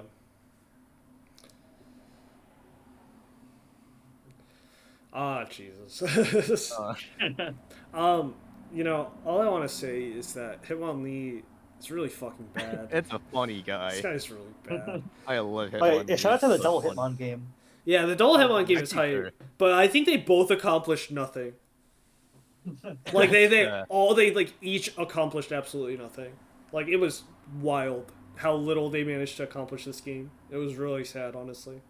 Yeah, I will add the one thing I wanted to see here was just Rotom Mo over like Articuno, because Articuno looked like it did a lot. It's like, oh, it can imprison. Oh, it could technically take advantage of side terrain.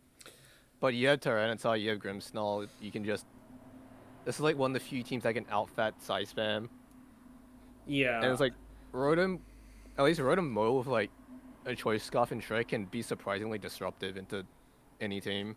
I I do really like Rotom-Mow as like just a generalized option against most teams. Like Electro Web, Will-O-Wisp, and like all of those moves are just so annoying. And then you have like the option, like you can run like a bulkier Rotom-Mow that does that, or you can just run like for damage and plus Electro Web, and then you can like trick your Scarf or whatever. I think like I mean I understand why Rotom-Mow is not here, and it's because you look at my team and you're like, oh, 2 really really strong fire types, but like. I really couldn't afford to run them against this team. Especially because you have 2 ways to just stop in the fights with Arcanine and Tyranitar. Yeah, absolutely. So you do have a way of at least covering that weakness.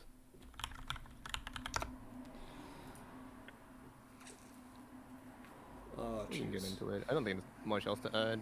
I don't think so either. I think Dougie was an interesting bring though. Just Dougie, like take a free kill. Dougie was an interesting bring. We can get started. Yeah. Yeah. Yeah, I calc this. Yeah. I calc this. Like, this is just a kill. yeah. The one thing I didn't want to lose to is Arcanine clicking button. Very fair. I think the thing for me was that I was expecting T-Tar to start playing defensively at some point. Yeah. And like pop a Terra or something. Yeah, like right here I expect T-Tar to like Terra or switch, and neither happened, so I lose a lot of momentum here actually because Ben doesn't do anything. I just fucking kill Hitmonchan. He forgets side terrain exists. Yeah. Everyone forgets it at least once. Yeah.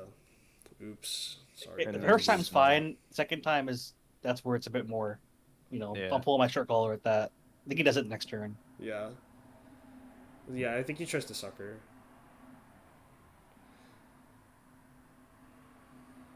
My god, it's a good call. This is... yeah. You should know by now. Yeah. Especially when you say I forgot in chat and then do it immediately again. Yeah.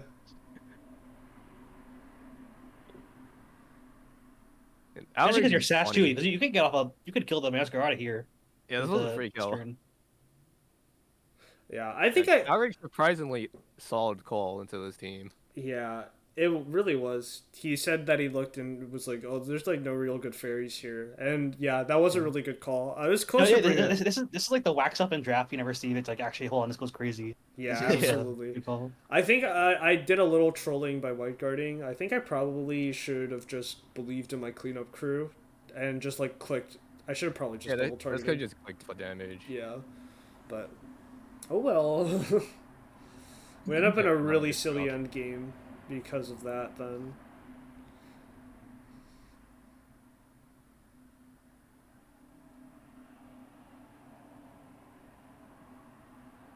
I'm surprised that lived, I won't lie. Yeah, I am too. That's not bulky. Yeah,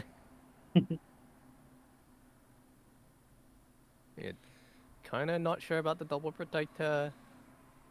Yeah, you're trapping nothing. That's something. Yeah. I think he said he was going for the sand chip. Oh yeah. So but he forgot that when it ends it doesn't chip yeah. the thing. Yeah, there you go. Yeah. So yeah, I mean I respect the sucker punch in hindsight, but I was actually slower than the Dougie and would have lost if he clicked EQ. Yeah. Like I greeted adamant for no reason. Like in hindsight there was no reason for me not to be jolly. But wasn't adamant for the Harkonnen kill? No, I didn't need it. It was for the Harkonnen kill when I was still Lorb. But with Band, it didn't matter. So I really don't know why it didn't change it back. I almost lost the game because of that. Yeah, I think even that, like, I'd probably just gamble the Earthquake. I think so too. I think you have to gamble the Earthquake there too. Yeah, that's your only real out. It's not even like your real out, like, or I guess like on this turn, yes, you gamble the Earthquake because it's your real out. Yeah.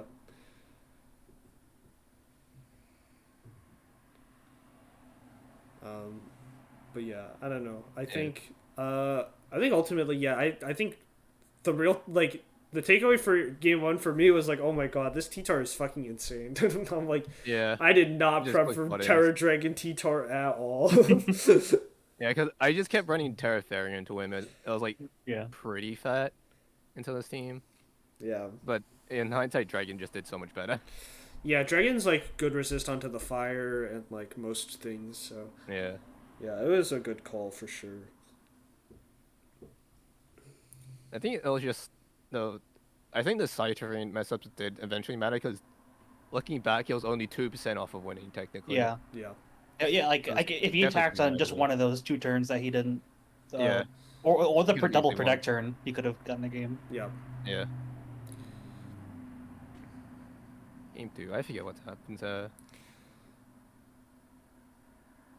Oh, I think this is a Meow game, right? Meow did. Yeah, I don't really. Yeah. Okay, so here's the really odd thing is that like this. Yeah, okay, just play the turn one. I don't know. First of all, I don't think Hardakuno like was a really good. Oh, the light screen, here. Yeah. So okay, hold on.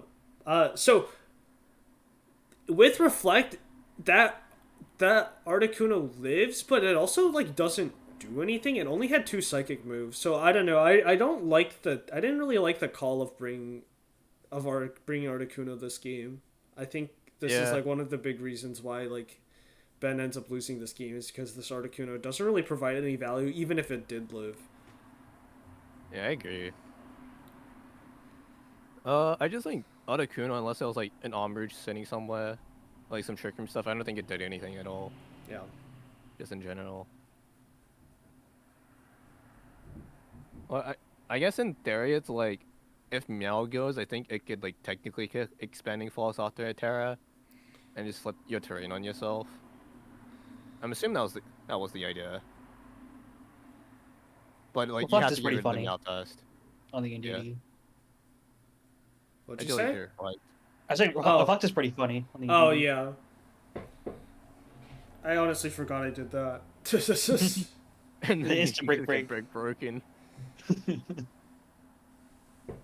Oh yeah. Also, this Gusnell not being a very move and being Dark Pulse. Yeah, this should be Spirit Break. But also it not being physical and being special. Yeah. I think like two-folded. Like I think you should be running Spirit Break like 90% of the time. Yeah, I agree. Or even just like, or even just Crunch should be stronger. Yeah, Crunch would be. If he gets it.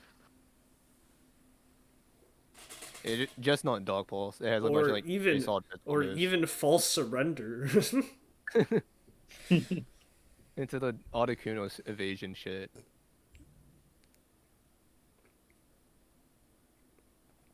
Epic Terror Dragon. Yeah, Epic Terror Dragon. You can't do much about that. It's funny him when he dies.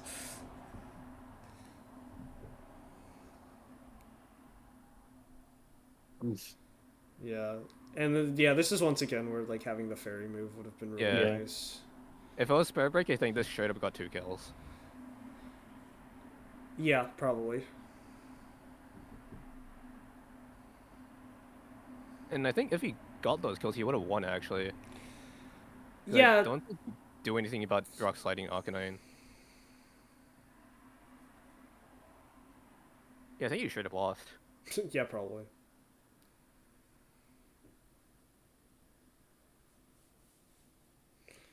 I'm really glad that that was banded Hark, because otherwise I might have lost E-Speed.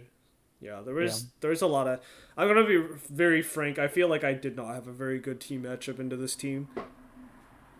So I was very happy to take the win, because I feel like this game ended up ultimately being like one small move. Yeah, and also like a bad Mon choice. I don't know. I guess like I don't know. Dugtrio probably did the most out of all of his team, not by like too.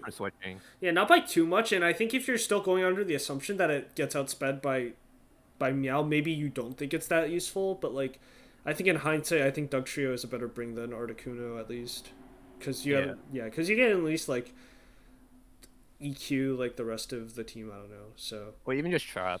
Yeah, I think trapping with Dugtrio is like very, very strong into this team, especially. Yeah, because like even Hitmonchan probably might have even been better, something like that. Yeah, Hitmonchan probably is better than Articuno, who just died. So yeah. Well, it's just like even anything in front and Articuno like late game, if you killed Meowscarada, I think could have been fine. Yeah. But I guess the other issue is that you'd have to save Terra for Articuno, otherwise Expanding Force just doesn't work, which is really funny. Yeah. Yeah. I think there's just a couple small things that can easily be fixed. Just kind of one major move optimization and just being a little bit more aware of, someone look good in paper and in practice they just do nothing. I think, I don't know, I don't think that was in Prison Trick Room, like Articuno. No, it wasn't. I think it was just 2 attacks. Yeah, it was 2 psychic attacks. Yeah, I don't know. Yeah, this was surprisingly close, despite the result saying it was... despite the result. Despite them making some weird choices, it was still good overall. I mean, being kind of close. I mean, listen, I mean, I don't know. I feel like the diff says it's close. I think it was a close 2-0. Close. I think the second game didn't look as close, But first game was extremely close. Yeah, I don't know. If I'm Ben and I'm reporting to the TO, I would definitely say it's a close 2-0. Yeah, you know? yeah, absolutely. Hell yeah.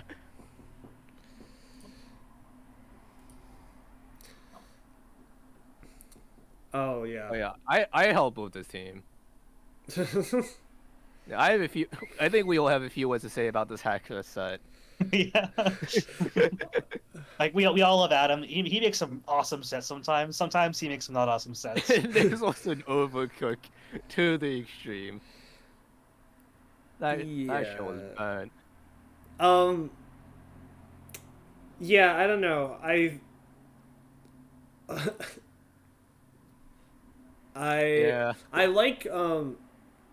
like Persian. I don't actually like Persian that much for this matchup.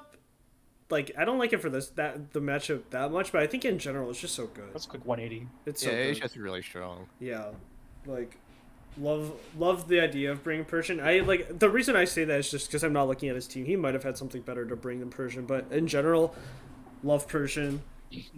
Think it's super good utility. I think. Let me see what else he had because I do remember helping him build his team. Yeah, I was considering just like tell him to slap on Scarf Gallade because it's just the funny draft mon. Bostiv was alright, but I think Persian just does the job better as a supportive piece. Because before the slot used to be Scovillain, but I don't see why he'd ever bring Scovillain over like Lilligant or Surledge. Yeah. Yeah, I think he should just give Scovillain to Connor just to do it. I won't even lie. I don't know. I really don't see the value of Scovillain on his team that much. Just because like Lilligant does the same job, like quite literally does the exact same job. He should cede it to Connor just to give it to the Muck team. just to give it to the Muck team. No, dude. Listen, if Connor really wanted to run the thing, he should just pick up Glalie. Like you don't have. He doesn't need to pick up Scovillain. He can just pick up Glalie. It's not. Come on, okay. Like. Let's go. Villain's like the poster child other than Smeagol, you know? It's like the poster child of the strategy. Okay, but Glalie, Glalie has, like, self-destruct. It can explode, so it's funny. Yeah, it is a lot funnier, so... I don't know, man. I think Connor should pick up Glalie. Stat. Connor, if you're watching, make the trade right now. Even though trades close, like, tomorrow, so you have to watch this very soon. Yeah. But anyways, I think in theory I like most of Adam Springs. I don't really like Skarm too much. I think Skarm doesn't do anything here. I think Skarm in general I'm not a huge fan of in VGC. It kind of feels like a Tailwind bot with like bulk and like worse Corv in every single way, and I understand that's why across the board it is just worse than Corv. And I understand that's why it's in tier 5, but I feel like when you have a Lucky, you don't need like you don't need Tailwind, especially on like a mod that does nothing as much as Skarmory. Yeah, you can at the very least it does like Turbo O and Lilligant. Plus it's like random Terrifier or something stupid. Yeah. But it's also like this Tommy's team is like surprisingly especially offensive, like Wake and Volk especially. Yeah. Yeah. So they can just like 2 KO it. Yeah. Skarmory's bulk is definitely all in. Defense. With that said, I do like the Lycan Rock. I think it does extremely well into this matchup. Oh, absolutely. I agree. Yeah. I think Lycan Rock goes insane here if it doesn't get slowed down by Persian. Yeah. And then I will say, despite the funny hacker set, I do actually like Rain Dance. Oh yeah, no, Rain Dance needed attacking moves. That's fine. Yeah. Yeah, I think Rain Dance was a really good call, and I also think, I don't know when Gar you wanted to talk about this, but like, actually imprisoning Sunny Day would have gone super That would have been crazy. Insane if you brought that. Yeah, if you called like manual weather, I feel like that like honestly should start being like a thing more. Like that calling could be a counter yeah, play. calling manual weather could be insane. So you can imprison Sunny Day so that they can't counter your manual weather. That'd be hype, but yeah, that doesn't end up happening. Let me see. I wanted to do a calc for some reason. Or not a calc, but I wanted to do a team builder look. Oh, right. I wanted to look at Skarm because I need to hate on this mon a little more. You're trying to convince a trade in. Honestly, yeah, sure, why not? Okay, yeah. I mean, I guess this thing can IDBP, but not against this team. Not against this team. I would not try to run IDBP against this team, but that's kind of like the only thing I think Scarm can do besides run like Icy Wind. Oh, it can be like stupidly budget Call Knight because it is cast now. Maybe you could like Whirlwind, just be annoying like that, I guess. Yeah. Yeah. I will say phasing is also a surprisingly strong thing into Trick Room if you expect it, because your phase goes first, or your phasing goes before Trick Room. True. So if you don't have like Imprisoned Trick Room, it is surprisingly good counterplay. Agreed, ya? Yeah. Otherwise, yeah, I don't have much else to add now. Yeah. I think we can go through it and we can probably talk. Yeah, we can talk about some things afterwards.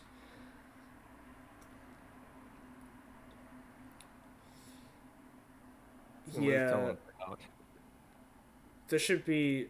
Oh, I'm really surprised we don't see a fake out immediately from that from the Persian. I feel like yeah, but I just want to slow this down. Yeah, slowing down the Haxorus seems like a good idea. I agree. Yeah. Yeah, As soon as this Imprison went up, I thought you were the fucking goat because I thought it said Sunny Day. Yeah. That would I think I could Trick Room again. Couldn't Trick Room Protect. I think it didn't even have Trick Room. It was just 2 attacks. I think it was Imprison Protect. And it might have been just that. Yeah, it might have been that. Yeah. Hold on. Can we look at what's Haxorus' max speed? Yeah, like 90 something. No, max speed. No. I'm looking at like the max speed in the format. It's 160, 163. Yeah, that's slower than the Wake. In that case, I really don't. I don't know. I think Imprison Protect has its use cases, but like I once again don't feel like you're applying enough offensive pressure to warrant it. I feel like it's kind of like. I think when you run Imprison Protect, you have to be faster and you have to threaten like insane damage. Yeah, agreed. Basically, this had to be Scarf, essentially. Yeah, I agree with that too. I mean, I think you could go second, but like you have to be sure that you can live. So if this was Primarina in this position, I actually would be pretty certain that I would live almost everything. Yeah, I'd be super down if this was Primarina. Yeah.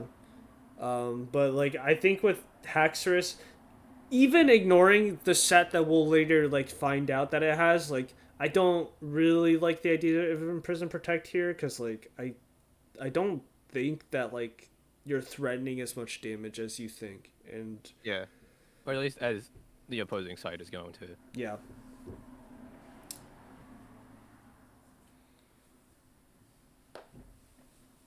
Sash Haxorus, which is like interesting. Yeah, this is. I think I would have liked Sash more if Haxorus was more supportive. I feel like if you're running to attack, you probably just want like a boost. Breaking Swipe, something else. A boosting item. Okay, I mean, it's not inherently a bad thing. It worked out. It would work out. I think Sash is fine. Yeah, I guess. If you had Dragon Claw, that would have been a dead wake that turn. You know, that's not something Tommy would have expected. True.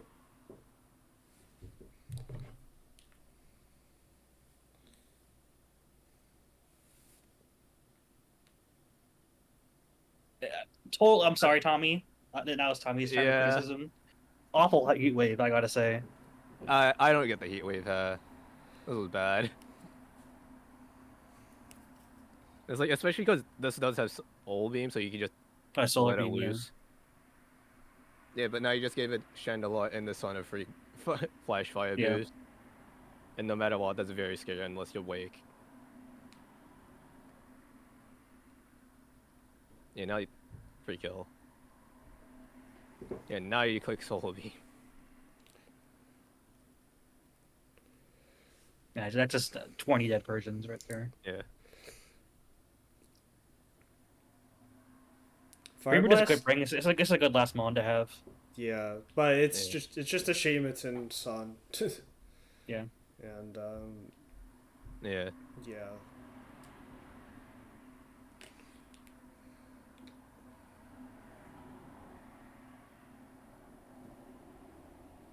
That's I thought it was it's kind of a double sucky different, miss, but yeah.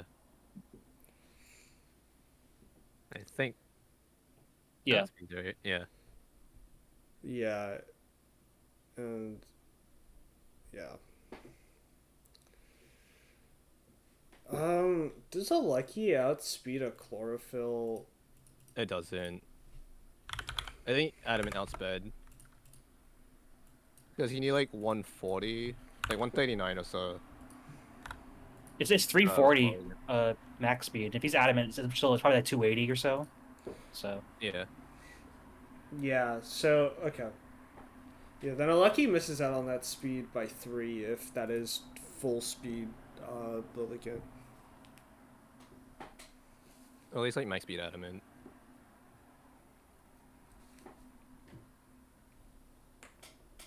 I don't know too much out to this game. I think we've gone over the Haxor set. That's kind of it. I guess I would have liked to see like Haxor's Primarina lead, and you just do Rain Dance into Click Hyper Voice a bunch. Yeah. And that could have gone better. I think like maybe I don't know. It's like ignoring like the hack set. I think like the team felt I don't know the Shandy. I think kind of just like sat there a little bit too much. I think I would have liked to see like Heat Wave or something like on it. Yeah. Especially because it would have imprisoned the Heat Wave, which I think. or even just like just using more Shadow Balls or something. Yeah, imprisoned Heat Wave actually would have been really nice. I didn't even think about that. That would have been a really cool set. Yeah, I guess now that I think about it, I think I would have liked to see Sylveon over Primarina in this matchup, but I kind of get why Primarina's here. I think I don't know. It really depends on how confident he is that like he can keep Rain up. Because I think if he's pretty confident that Rain's staying, I think that Primarina goes really hard. But I think I think without that, I think as we see in like game 1, like since he wasn't able to like keep Sun from going up, then he kind of like really got owned for it because his moves were not dealing that effective. I don't know. I get what you're saying, but I also don't think that like Sylveon does that well either, especially because a lot of like Tommy's Pokemon are going to be fire types. So like I think like Primarina was a good call. It's just that like you had to be confident keeping Rain up. Yeah, you had to keep your Rain up. I think you can move on to game 2. Yeah, I think so too. Wait, that's wrong side. Oops. Go too far. Oh, I just got too far ahead, yeah. I accidentally skipped the game, but I guess we'll go over this one. Oh, you did? Oh. Well, this is game 2, it says. No, he skipped over Mark Sponge. Oh, yeah. Okay, yeah. Meanwhile, I really like Lycanroc. Yeah, I really like Lycanroc. The adaptation here as well. Yeah. You're just done so much damage onto everything. Isn't Lycanroc like faster than everything? Am I trolling? It is. I think. Faster. Yeah, it's straight up faster than everything but Persian. Okay, yeah, no, then like here I would literally just click a rock move into probably the Ninetales. I would click rock move into Ninetales like turn 1. Yeah, I mean that's fair. Okay. I don't like Accelerock. I don't really either. This thing has Rock Slide, right? Yeah. Yeah. I think it does. Let me double check it. It might not. It does. Okay. Yeah, here you just click Rock Slide, you get free damage. Yeah. And you just lose that now.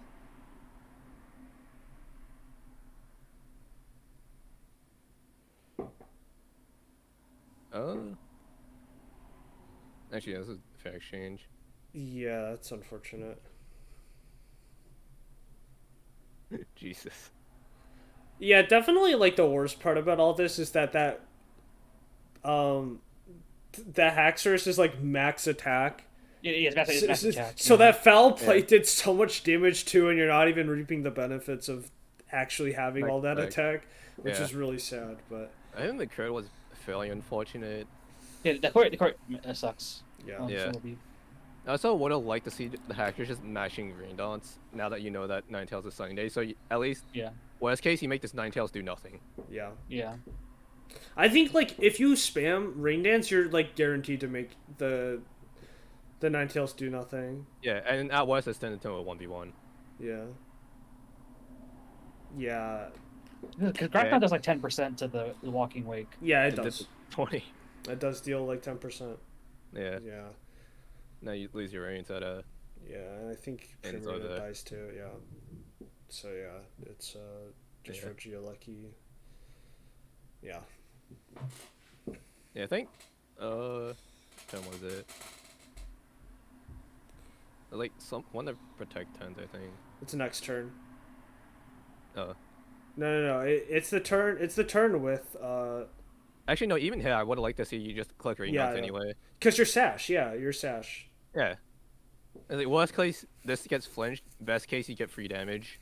And well, I'm saying I'm not even saying that. Like next turn too. Like go to next turn. Yeah. Like, the Hacksters is still there. Oh, okay. And, no, this time he clicks it, and he has to eat Soul Beam. Yeah.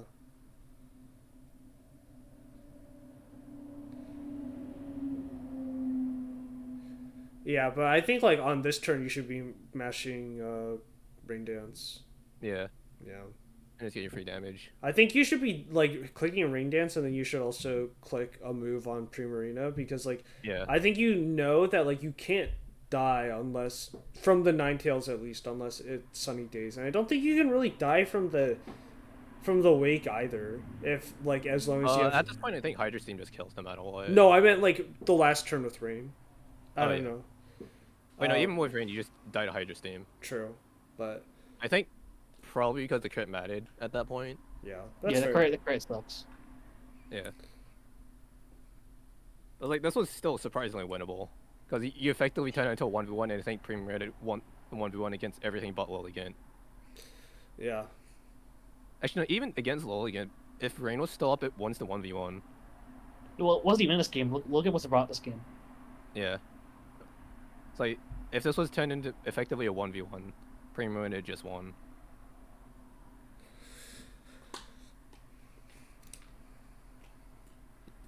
Yes, sir. Yes, sir. Yes, sir. Alright, we can go to the match I accidentally skipped. Yeah, funny story. Sponge messages me at like 2 hours before the match or something? Yeah, like 10 a.m. The match is at 12.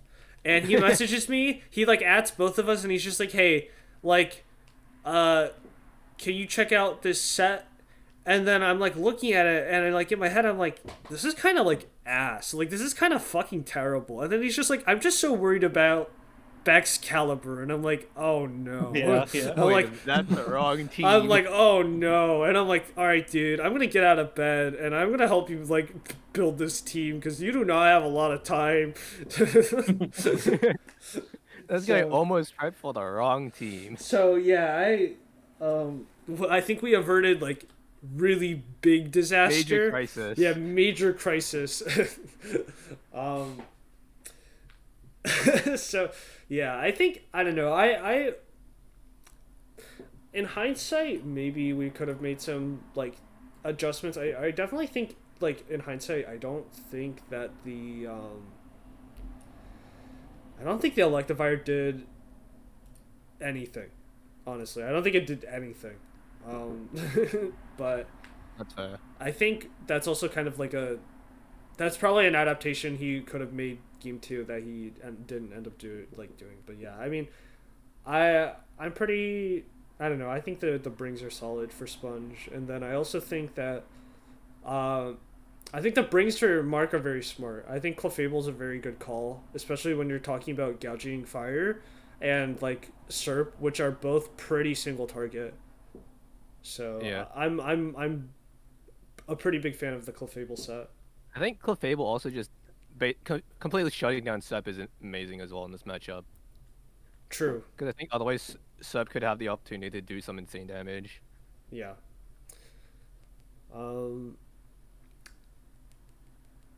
Anything else you'd like to add? Either of you guys? Not much else to add. I think this would have been a week I'd like to see, like the boosted speed support gouging fire, just so, because like I think it can do a good job of just disabling the Tinglu and Iron Hands. It can, with boosted speed, it can outspeed like Noivern and Greninja. Yeah. And it could have been like surprisingly good into this matchup. Yeah, I don't think I have much else to add. I like the game probably. Yeah. Okay. Yeah, sounds good. Oh yeah, this turn on is fucking crazy for like no reason. Yeah, so I. Oh yeah. Wait, I don't get what the Shadow Sneak was for. So it's like a protein ghost, right? So he can boom burst and not hit himself. Okay. That's what it's for. Yeah. That was funny.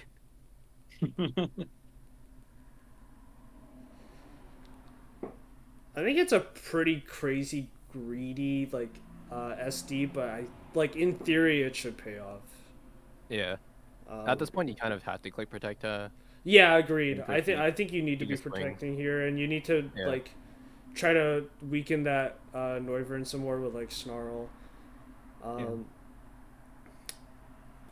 Especially because Gliscor has the funny thing where it just heals 12% instead of 6. Yeah. Which is massive. Yeah, the protect would like almost definitely let you live if you got the Snarl off next turn too.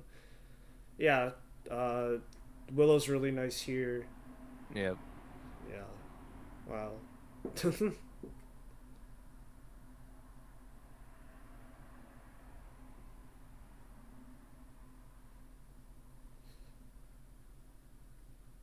I do like what Mark is doing of just ignoring the Spiritomb despite the attack drops.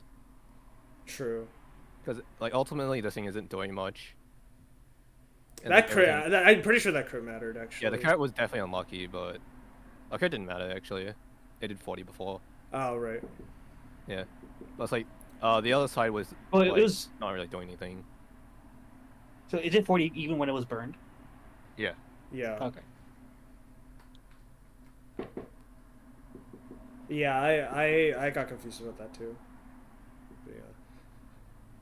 I think if this Electivire set was offensive, I think he actually had a good chance of maybe winning. I agree.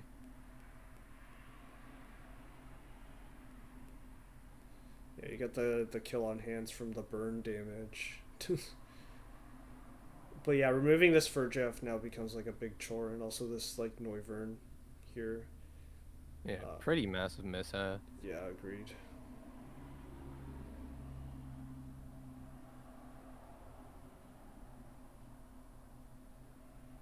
Jesus. I mean, I get that's -1, but still.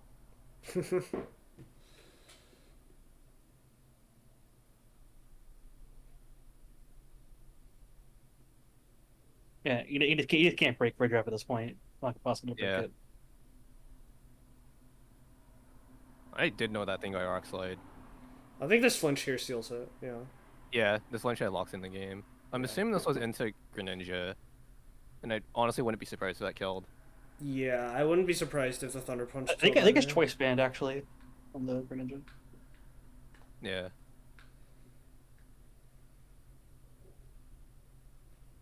Holy, that has to be a roll. Yeah. That's just really unfortunate. Yeah. That would have saved him a bunch of HP for this 1v1. Yeah. Yeah. Definitely winnable, the flinch sucks. Yeah. Sponge says that like should have just went for hands with the first Leaf Storm. Probably. I think if you like I think what happened was that like you didn't really I think like I don't know, you probably could have like identified like earlier on that like the like for Giraffe wasn't super offensive. This was not going to be like the way that you lost the game. Like the way you lost the game was letting the hands kill your serve. And so yeah, definitely like if you were able to identify that and like if you killed the hands like earlier on, then like yeah, I think you win this game. But I guess it's also like the nasty part about Fergoroth because you have to respect it being like potentially. Actually, no, the Thursday was already revealed, so yeah. I guess based on that, you could assume that it was a more passive Fergie. Yeah. But it's like until that third space is revealed, you kind of have to assume this could be offensive, which is pretty nasty. Yeah. But like once the third space is revealed, then you can assume that this is probably not offensive at all, and you can kind of just ignore it. But otherwise, I do want to say Rock Slide is a very nice spring Yeah. on Grand. Yeah, I think so. It hits a lot of. Yeah, especially because it's Stab Rock Slide, which I honestly didn't know it had. Yeah. It's a lot of really funny moves on, or a lot of Yeah. funny guys on Sponge that kind of get owned by Rock Slide. So, yeah. Yeah, and then I also think that like the, I think we talked about it a bit, but I think the Gliscor like no protect was just like so big at that point Yeah. too. But yeah. I like Slade on Mock Slide. I think that's a very good adaptation. Yeah, agreed. Yeah, because now you just spam follow me. You can't get your hands wisp and it gets to click buttons. I think this thing. Unfortunately, you just get burned anyway. Yeah. Yeah. Yeah. Yeah. Yeah, this is insane turn one for Sponge. Yeah, no, I think I was saying that this is like probably as perfect of a turn one as you could ask for from for Sponge at least. Not a big fan as well. I would have liked to see this on the hand slot. Actually, no, it was already burned, so never mind, it's fine. Yeah. Take it back. Yeah, it's pretty switch out there, so. Yeah, and I think I don't know, what I would do here is I would probably, yeah, I don't like that switch at all. Yeah. But, I guess the Terrifier makes it less bad. But yeah, I don't know.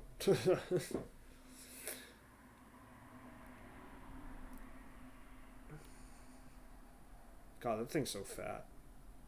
Yeah. Is this a kill? I was gonna say. Oh my god. Wait, what was the last move on the thing? Earthquake? I honestly don't remember. I think it's just EQ. I think he said that he didn't change that set, so I think it's Heat Crash EQ. But low-key, I think Breaking Swipe is not a terrible move on the I was just about to say, I think Breaking Swipes, especially in that situation, would have gone super hard. Yeah. Yeah, because I think Breaking Swipe gives like overall more net damage than Dragon Claw, which is surprising. Yeah. I think it's taking, I was also surprised that it's it's still slower than the Noivern at +1. Yeah, I'm assuming this is like big fat. It's adamant, most likely. It's adamant. Yeah, it's probably big fat. Gouging Fire.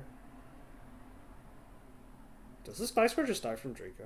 Yeah, it's 1.5. Yeah, it's 1.5. Yeah, that makes sense. It's tough, but yeah. Pretty big miss. No, it was -1. Never mind. Did that matter?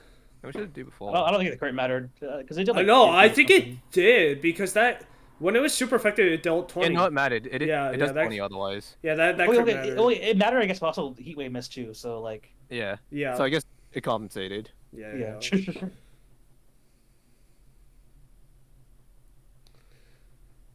Was this Electivire in the back? Was it? So... It was Electivire. I think I would have. Actually, no, it was 2 spread moves. Never mind. I guess I still would have liked to see it earlier. Yeah, Spirit Team. I don't know. I think like an Electivire switch in after you see like Tinglu Terrifier, maybe it would have been a hard switch to call, but I think if you could call it, it would have been a really nice call. So yeah, I do think this is a hard matchup, at least without Melodic. Yeah. To slow this down. Yeah. Because you don't really have anything that hits this thing. Yeah, the Fire Tinglu was like a really good adaptation. Yeah, very good brain. And I think this is, at this point, just a slow, painful death. True. Lunch just for fun. Yeah. At this point, you can't even break through Cliff. Yeah. Big chip. Huge. And eventually, it wouldn't be able to attack it anyways, because the Alpha Berry would pop. Yeah. Built the crit.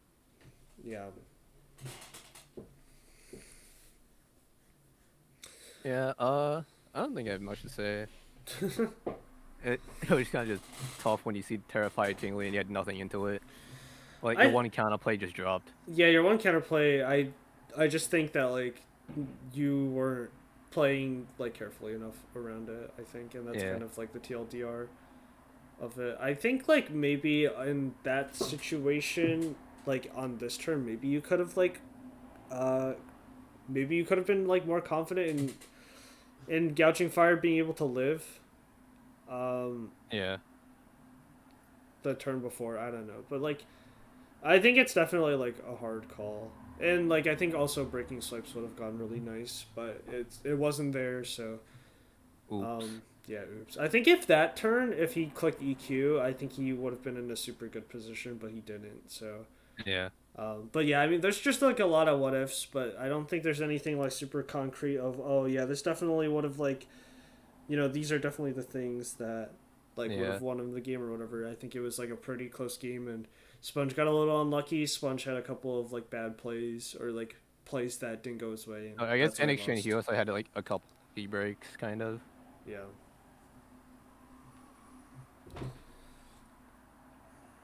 It was kind of just a really bad matchup in the Terrifier Lu, and it just owned you.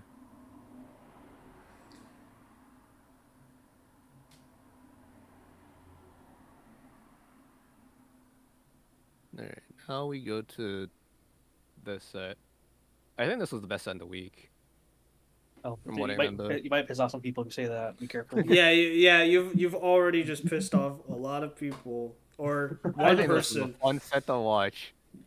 Yeah, I thought the set was very good too. I will be real. I think the set was really fun. And I think it has a lot of good like, I think like counterplay to like very like. I think it had good counterplay to options too. I think there's like a couple things that like I think. It's more about the sets and not about the brings. I think the brings are all very nice. Yeah. I did actually. I was telling Matt to watch out for Imprisoned Trick Room Stantler.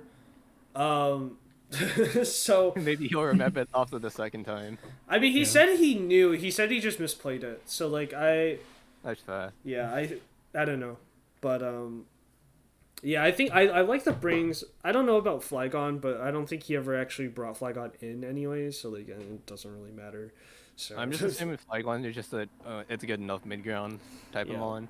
Probably.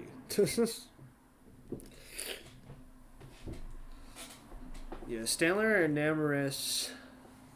I'm assuming this is just Imprisoned. Actually, no, I don't know what Stantler does here because I don't think there's a point in Imprisoned Trick Rooming. Yeah, I'm gonna be real. I don't. Okay, so hold on. I don't mind the leads, from either side, especially if Connor is actually expecting like Orin Guru's lead. I feel like the bigger thing for me happens turn one, and I think this is what loses Matt the game, or at least like really contributes. I do not like this Terra Ice because he could just. I agree. To be fair, I'm gonna defend it here. I get it because Connor is Terra Ground, so he could be like, I want to Terra Ice here to make sure I kill this thing, even if it Terras, because you can easily just Terra the Thunderclap and kill it. Okay, I guess so. I think if I was to read the Terra, I think this is a fine play. Okay, true. I feel like for any other reason though, it's not good. Yeah, I think. Yeah, I get that though. Yeah. Yeah. Yeah. Oh wait, this was the media switching. Okay. Yeah, I think if he was planning on sacking Great Neck, he probably should have just thunderclapped because I don't think that was banded. Or sorry, I don't think that was specs. Yeah. Yeah, you can just send out from like claps as a last resort. Yeah. I think this like I don't know. The Imprison is just kind of rough because Russian stuff too. Yeah. I would have liked to see Heat Wave more, especially if you know you're just gonna get hit. Yeah, absolutely. But I also you just like protect that turn. You can protect Eruption next turn. You can't protect. You can't protect. It goes through. Oh, I'm stupid. Yeah, that's really like what. Well, actually, no. So he could have protected on that turn because he wasn't in prison yet. No, it's Mighty Cleave. Chunked. Yeah. It's Mighty Cleave. Oh, you're right. I'm dumb. I thought I was talking about prison protect. Yeah, you're right. It's a silly move. Yeah. Yeah, at this point, lolling it goes off. I think like I don't know. This might have been my bad. I told him to run Leaf Storm. But he like ends up running Leaf Storm and Energy Ball, which I think is like the worst thing you could do. Like, I think you should run one or the other. I don't think there's a real reason to have both. And I think in this matchup specifically, I don't think Lilligant ever needed like Leaf Storm and Energy Ball. So yeah, that might have been my bad because I told him to run Leaf Storm, but knowing like if targeting the Stanley 110 might have costed, but I think he's too low HP for that to matter. Because if he targeted Thunder for 110, this would have dropped. But he's here at 9%, so I don't think it mattered in the end. Yeah, I don't think so either. I don't know. I think that like targeting Stanler is the correct play just because Wild Bolt Storm can miss. Like, I think that is true. Like, I think playing for your odds at that point probably is the best call. But yeah, I think there's I think it was well played for the most part. Yeah. I think the only major things that I would have liked to see it like this click Heat Wave. Yeah. When there's a thing that just passes Protect, and also just this clicking Thunderclap on its way out. Yeah, agreed. Otherwise, it was fine. Yeah, agreed. Whoop! I was scrolled too far again. Yeah, this one. Guy's a bit eager. The same leads. I'm still fine with these leads. I like that he can just force a 50-50 on which one to get the Sun Boost. Yeah, exactly. It's very scary. Yeah, so this time now it's working this time. He runs the Does he read this? I was gonna say. No, but he superpowers Torque Hole, so like so the advantage the advantage that you got from it kind of went away. I don't feel like this might not have Heat Wave.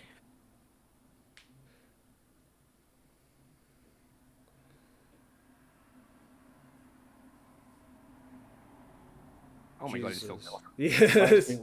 Yeah, at 76%, I'm pretty sure it's still stronger than Heat Wave, so yeah. I respect it. Very good adaptation though. Yeah, absolutely. I just killed everything besides Stantler. Yeah, the Seed Flare Coracle right there. Hell yeah. Yeah, that was just a very, very good adaptation. Just killing everything beside it, so you don't have to rely on Trick Room as much. Yeah. Agreed. I don't think there's that much else to say. Yeah. Yeah. So yeah, and then I think Connor's adaptation is Thunderous. Yeah, takes the adaptation back and just gets rid of the stun. Yeah, no 50-50, I think. Oh, never mind. Yeah, okay. Yeah, that's fine. I like that. So now this turn he's gonna okay. Yeah, now you call it. Yeah, now you Ring Dance. Yeah, I don't really like the Terra Blast because I feel like you should if you're gonna double attack, you should like cover for the Terra with one and then cover for no Terra with the other. Yeah, especially because I'm assuming the Lilligant just kills. Wait, does it kill? I know it doesn't kill. It's like 44. It's like 88. Yeah, I guess it might be a roll if it didn't Terra, but still. With like the combination, I'm pretty sure that would have killed. Yeah. But yeah, now you have a little bit of a problem. Yeah. Yeah, Sash here is huge. He told me he said he ran out of time actually. Oh, that sucks. Oh yeah. Yeah. With his turn, yeah. Yeah, so he said he ran out of time, which is why he got Energy Ball instead. And I think Pollen Puff could have been a difference for sure. But honestly, I think this might be in Thunderclap range. Because it's like that mon is gross. Yeah, so I think so. Okay, this is where like Matt loses the game actually because like, okay, I think it's next turn, but like Matt loses the game like after this turn.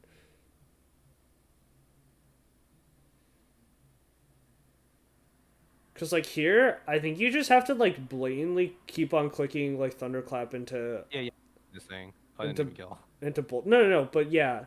It didn't kill, but like it's fine. But you need to click Thunderclap again.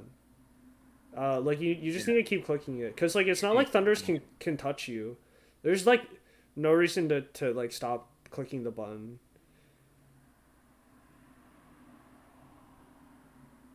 But like, yeah, I think he discharges again, and then like, yeah, then you lose. Yeah, you just have to pin this thing at this point, especially when it's that low. Yeah. Because again, it's not like Thunders could do anything. So I think like that switch was good, but like not.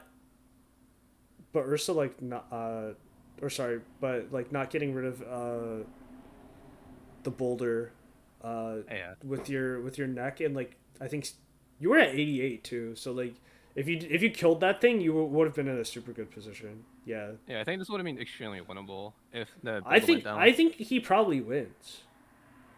Ball's in the back actually. Oh yeah, he definitely wins. Yeah, I think he wins if he keeps that neck alive. Because this thing can't tear it, so it just drops to a thunderclap. Yeah. And the Stantler doesn't really do anything. Yeah. Well, throat chops. Yeah, that's kind of it. So yeah, Easily chip. I think it was a really close set. Yeah. Yeah. It was literally just one turn. Yeah. Which is this turn, I think. Yeah. Yeah, that was super winnable. I think that was just a good set. Yeah, I agree. Yeah. Was I didn't have much to comment on. yeah, I agree. It was a very fun set.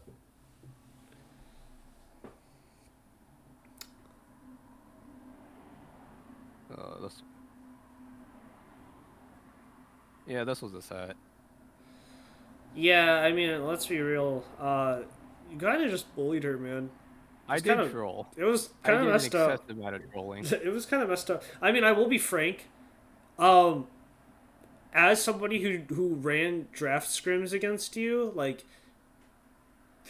this team is like really hard to win with, like against Urshifu. Like, I think if you ran just like a standard Fletchinder or Shifu team, I don't know what this team like. I don't know what that team does. Just like seriously, I don't. So I get hit with fake out and I lose my tailwind and then it's losable. Otherwise, yeah. Yeah, but I don't know. I felt like it was a very tough matchup. Yeah. And like I think Izzy doesn't have many like water types or anything to like slow down. It was literally Luminion. Yeah, I think that kind of had to kill him. I think Luminion had to be a bring if you know you're playing against Urshifu Rapid Strike. Unfortunately, you know, having the threat of redirecting Surging Strikes means that you can start going for like weirder shit like all the buttons. Yeah, which means that you can start going for like shit like Charm. So my like the Luminion set that I ran, was like Charm. Does this thing get scaled? I don't even remember. It was like, no, I think it was like Charm Icy Wind or some crap, and like, and Encore, and so like you can kind of like pin Urshifu a little bit by like running like Storm Drain and then Encore. So if you can catch Urshifu trying to Surging Strikes into you, you can Encore it, and then you can kind of force a switch. Yeah. Even that too, like also just having like a Scarf Flamingo would be really great here, especially with the set she had with the bulk of Screamtail. Yeah, the Scarf would have been really nice. Agreed. Yeah. Yeah, anything to like go before or like not take the damage from Urshifu, because like, man, just like not being able to like stop Urshifu from clicking buttons into you is like so tough. So like either outspeeding it or like or redirecting water moves. I think both could. Or just stopping it from going damage somehow. Yeah, but yeah, it's very tough. I think this matchup is really ass. Yeah.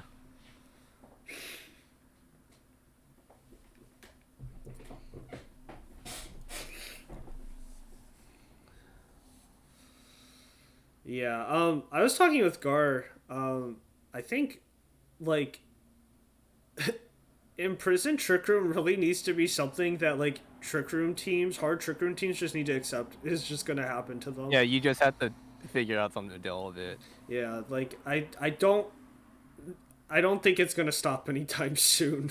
Yeah. Yeah. So yeah, it's kind of tough. It's kind of in the favor of the Imprison user you have to kill it. You have to kill it or stop them from imprisoning. So like, Yeah. um, Like Foster or Prankster Taunt is kind of one way.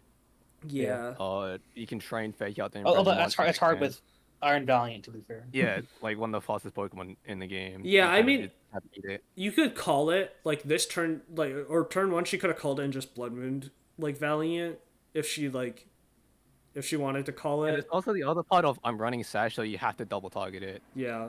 And no So matter what, you can't get Trick Room off. yeah, so like it's either just like taunting it, like I don't know. It's like a yeah, it definitely is a 50-50 in favor of the Valiant or like sorry, the imprisoned user cuz not only do you have to like identify oh, this is imprisoned trick room, but you also have to be like okay, does it have mental orb or does it have focus sash? Yeah. So And generally the faster ones will have Focus Sash. yeah, cuz it's not like you can really taunt them unless you're running prankster taunt. Yeah, and then of course there's like the crown jewel of Imprisoned Trick Room is which is figure out with. You just have to kill it. Yeah. Or like outspeed and taunt it, but it could just have mental health. But realistically, you should be trying to kill it. Which is significantly easier said than done. Yeah, it's really messed up. Yeah. um Yeah, I don't know. It's I think once that happens, you Yeah. God, this shit's I stupid. I'm pretty sure this is the crest was like a 40% roll or something. Even with a power spot. And Yeah. well I guess it could. So technically 50-ish or something, I don't know. Yeah, I can't. Yeah, but at this point this is kind of the spook. It's like holy shit, Cresselia died in one hit.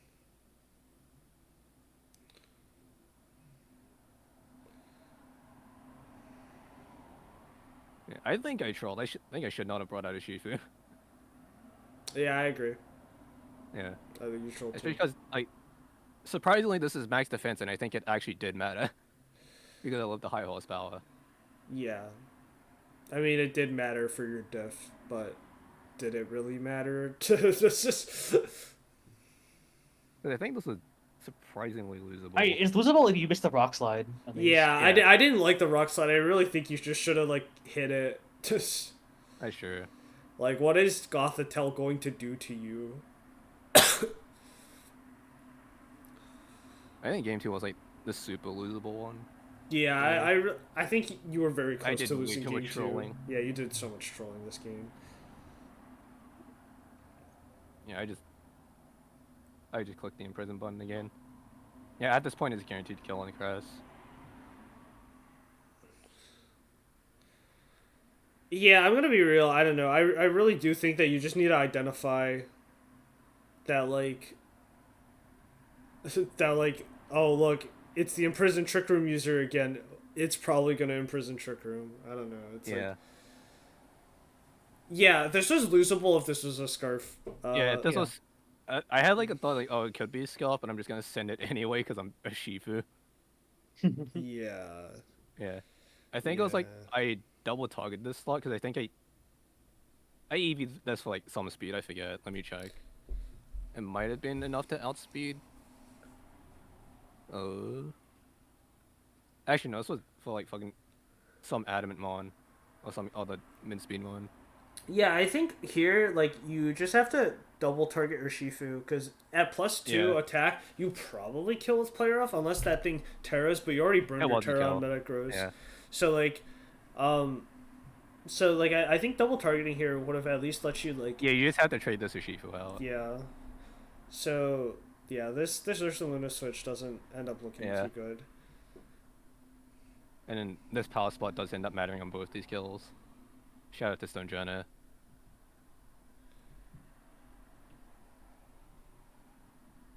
Yeah, and then it's over at this point. Yeah. Urshifu.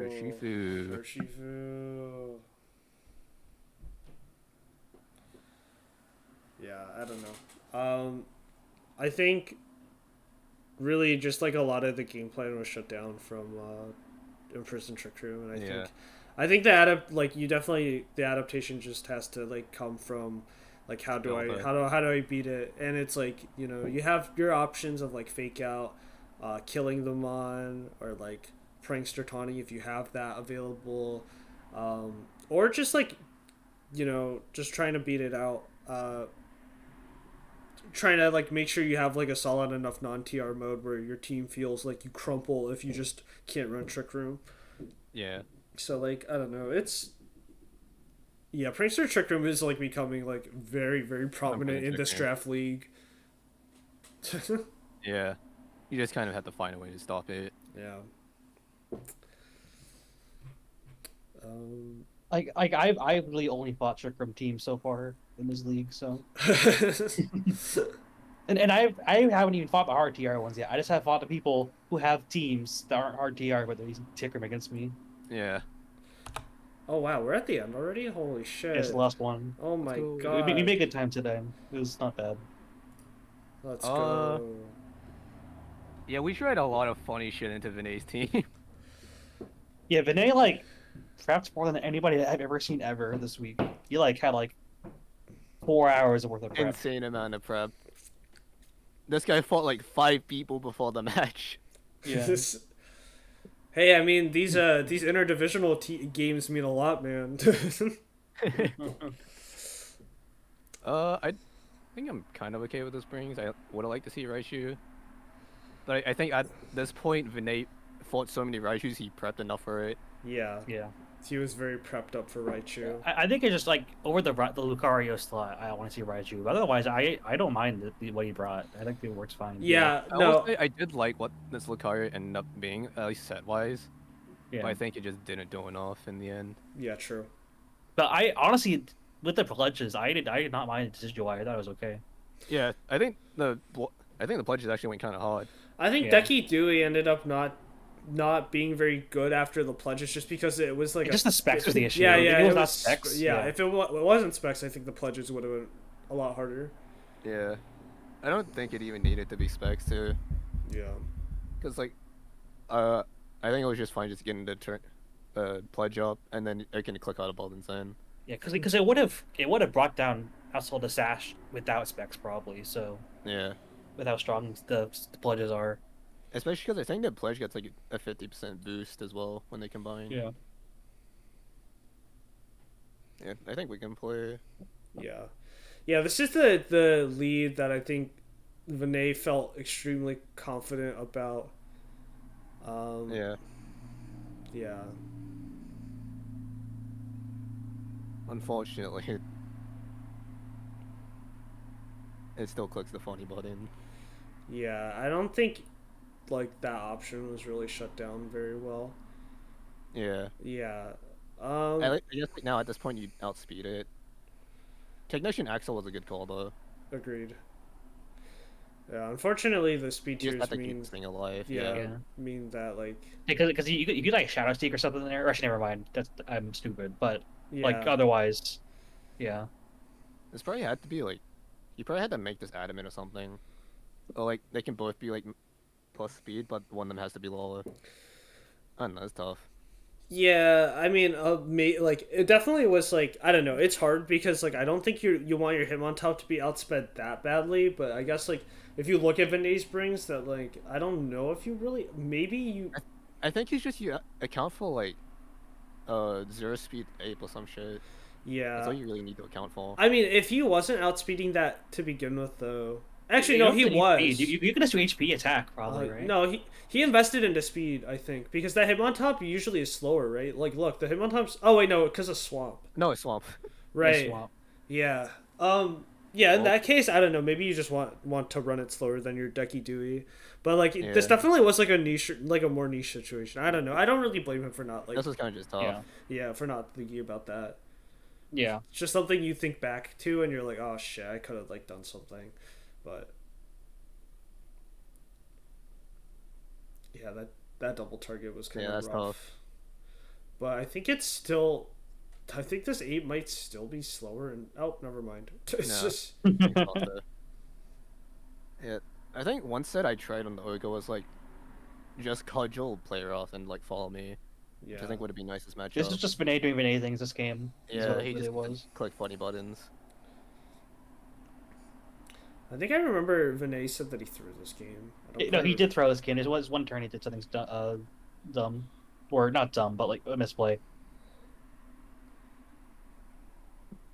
Following bulk up. I don't see anything wrong with that.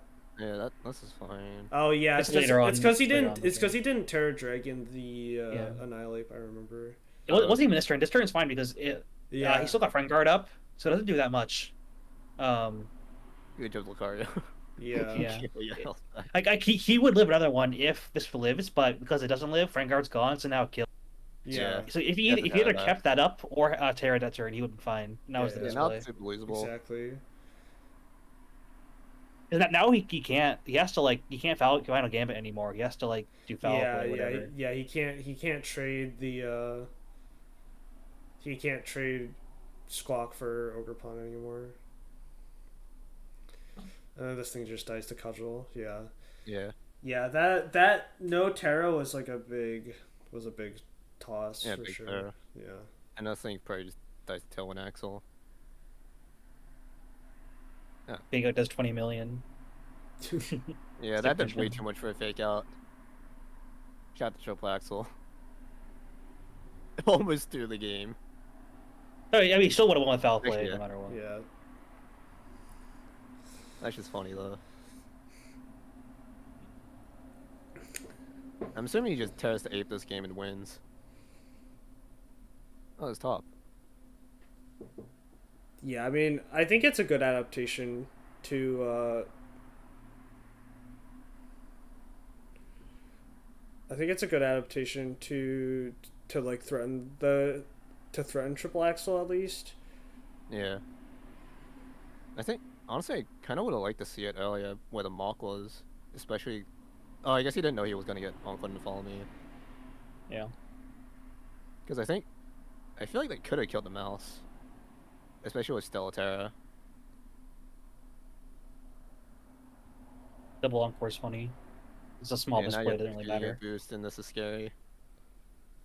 Yeah, honestly, I would have liked to see the Encore on the top because I think. Well, you couldn't Encore the turn because the follow me. You couldn't do it. Oh, right. Yeah, I forgot. Yeah. Now you can. Yeah, it's kind of over at this point.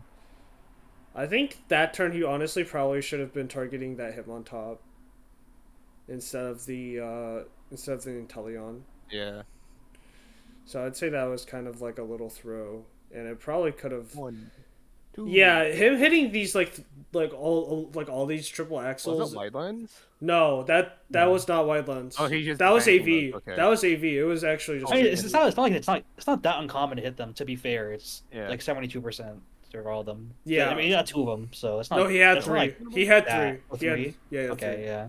So no, it's still not unheard of, but yeah. It's not unheard of, but it's just very fortunate because especially on that Latios that was very big, and then lowering the ape down to 3% was also insanely huge as well.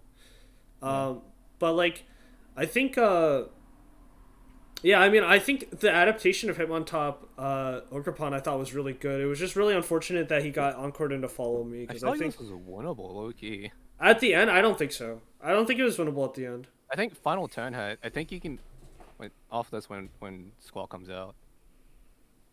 Yeah, I think if this was Tailwind and you Axle the Ape, I think you actually it's very winnable, I think. No, and you just hope to fucking God that No, but that's what happened. No, see, look, that's exactly what happened. No, but it's gonna be Tailwind. This could have been It's already Oh, that Tailwind? No. I don't think so because hold on, wait. No, I'm pretty sure that Ape is faster cuz Ape's already in Tailwind. No, but then can you not just match Tailwinds? No, but I think the Hitmontop's slower. Base speed wise Hitmontop is slower. Yeah, no. Yeah, it's slower. Yeah. It's slower. Okay, it didn't matter then. Yeah, it did not matter. Unfortunate. I love final game of Squawk ability. Let's fucking go. Silly guy. That's it. Wow. Yeah, not that bad, honestly. Better time. Yeah, insanely good time for what it was last time. Yeah, thanks for coming on, Sean. That was very fun. Do you want to do a 2-minute overview of all the matches, or is it you guys just done? Do you want to? I mean, What do you have? Like, what do you have in mind for? Well, I mean, like next, not like next week's Oh, matches. for Like, next week. Oh, yeah. Oh yeah, sure. yeah, not like like oh yeah, oh, how would you guys think of Renee? I'm not gonna. Okay, yeah. I mean, all. I'm pretty sure Hold on. next week is spicy because we have the two. Yeah, first we seed got playing. the one seed starting next week. Yeah, Yeah. it's gonna be pretty messy. I think. So we have Vinay, Vinay Sponge, which I think is on the scale of like 1 to 10, is probably. I mean, if I'm gonna be frank, The like a classic. 4. Can you deal with the funny mouse ape? Yeah, it's like a thing? 4. It's like a 4 out of 10. I think like I think the stakes are not like extremely high, and Yeah. like the matchup itself, I think while like sort of interesting, um, I think it's definitely just going to be like a knowledge check of like does Sponge know how to play around Mouse Ape, and it just Yeah. we've seen that once before with Ben. The does this guy who has not really touched VGC know how to play around Mouse Ape? So I mean, I could be proven wrong, but I think the I'm not super excited about this match. If I'll be frank, but Sorry. yeah, sorry. Or- I do think I'm obviously not saying that I don't think like Sponge or like has a chance to win, but like no, I mean, I you know what could yeah. be crazy is Klefki could be for this. It's like that is true. trickster and being annoying. I agree. Yeah. Yeah, no, there's definitely ways for sure. Mark Ben, these are like battle of two fats. I think it's actually a pretty fun matchup. I I don't think that. I mean, the stakes for them are pretty high. I think like their seeding within the division will probably be like very heavily affected by this match. So like it is important for them, and like I do like the prospect of the two fats fighting, because like there's a lot of funny stuff that could be going on. Yeah. Park Adam, we have a little couples match here. um I don't know. Yeah. Yeah. I think the spectacle will be more interesting than the match. That's true. You know, Yeah, probably. it's just because like I feel like it's gonna be like standard Park stuff versus standard Adam stuff. You know. Yeah, probably. I mean, he did ask people if they wanted to send in meme teams to play this week. I'm not really for it, honestly, but like if other people think that would be funny, like Yeah, I'd I'm all for what participate. two consenting adults want to do. They can do Yeah. what they want. It's my take. yeah, yeah, well, Yeah. you know what Sean said. We're all about positivity around here. Tommy Mike, let me think. Sun against Garchomp, Wimmy. This could be interesting just because Wimmy can mess around with weathers. Yeah. No, it actually can't. Wait, doesn't It only has Sunny Day. Does not get rain? It only has Yeah, Sunny yeah, Day. get rain dance. Yeah. So sad. It only has Sunny Day. No, trust me. I've looked. like I've looked. Yeah. So Alright, this is gonna be a messy matchup then. I think so too. I don't know. It would be. I think there are a lot of very funny things that Mike can try to do. But I would say Orville that. Vileplume, anybody? So true. But I do think that like the matchup. I think Tommy is in control of like how the matchup goes, at least. Yeah. I want to die. Prepping for Anna has been fucking terrible. I'm gonna be real. There is one pairing that I don't know if she'll bring, but I do expect to be extremely annoying. Yeah, I think that like on paper I don't think I match up that badly, but like I also know I respect her a lot, so I expect to get I fully expect to Yeah. get cheesed by some shit. So, I expect a funny cook. yeah, I am quaking in my boots, but yeah, this definitely means a lot for probably my own seeding, and also like for our division. I think it's going to be big for the diff. So, Brendan versus Parawat, I actually think is like a really interesting match, because I think that Parawat's team does pretty well into Brendan. Surprisingly enough, maybe surprisingly, I don't know, but like I think That's that a Fluttermane.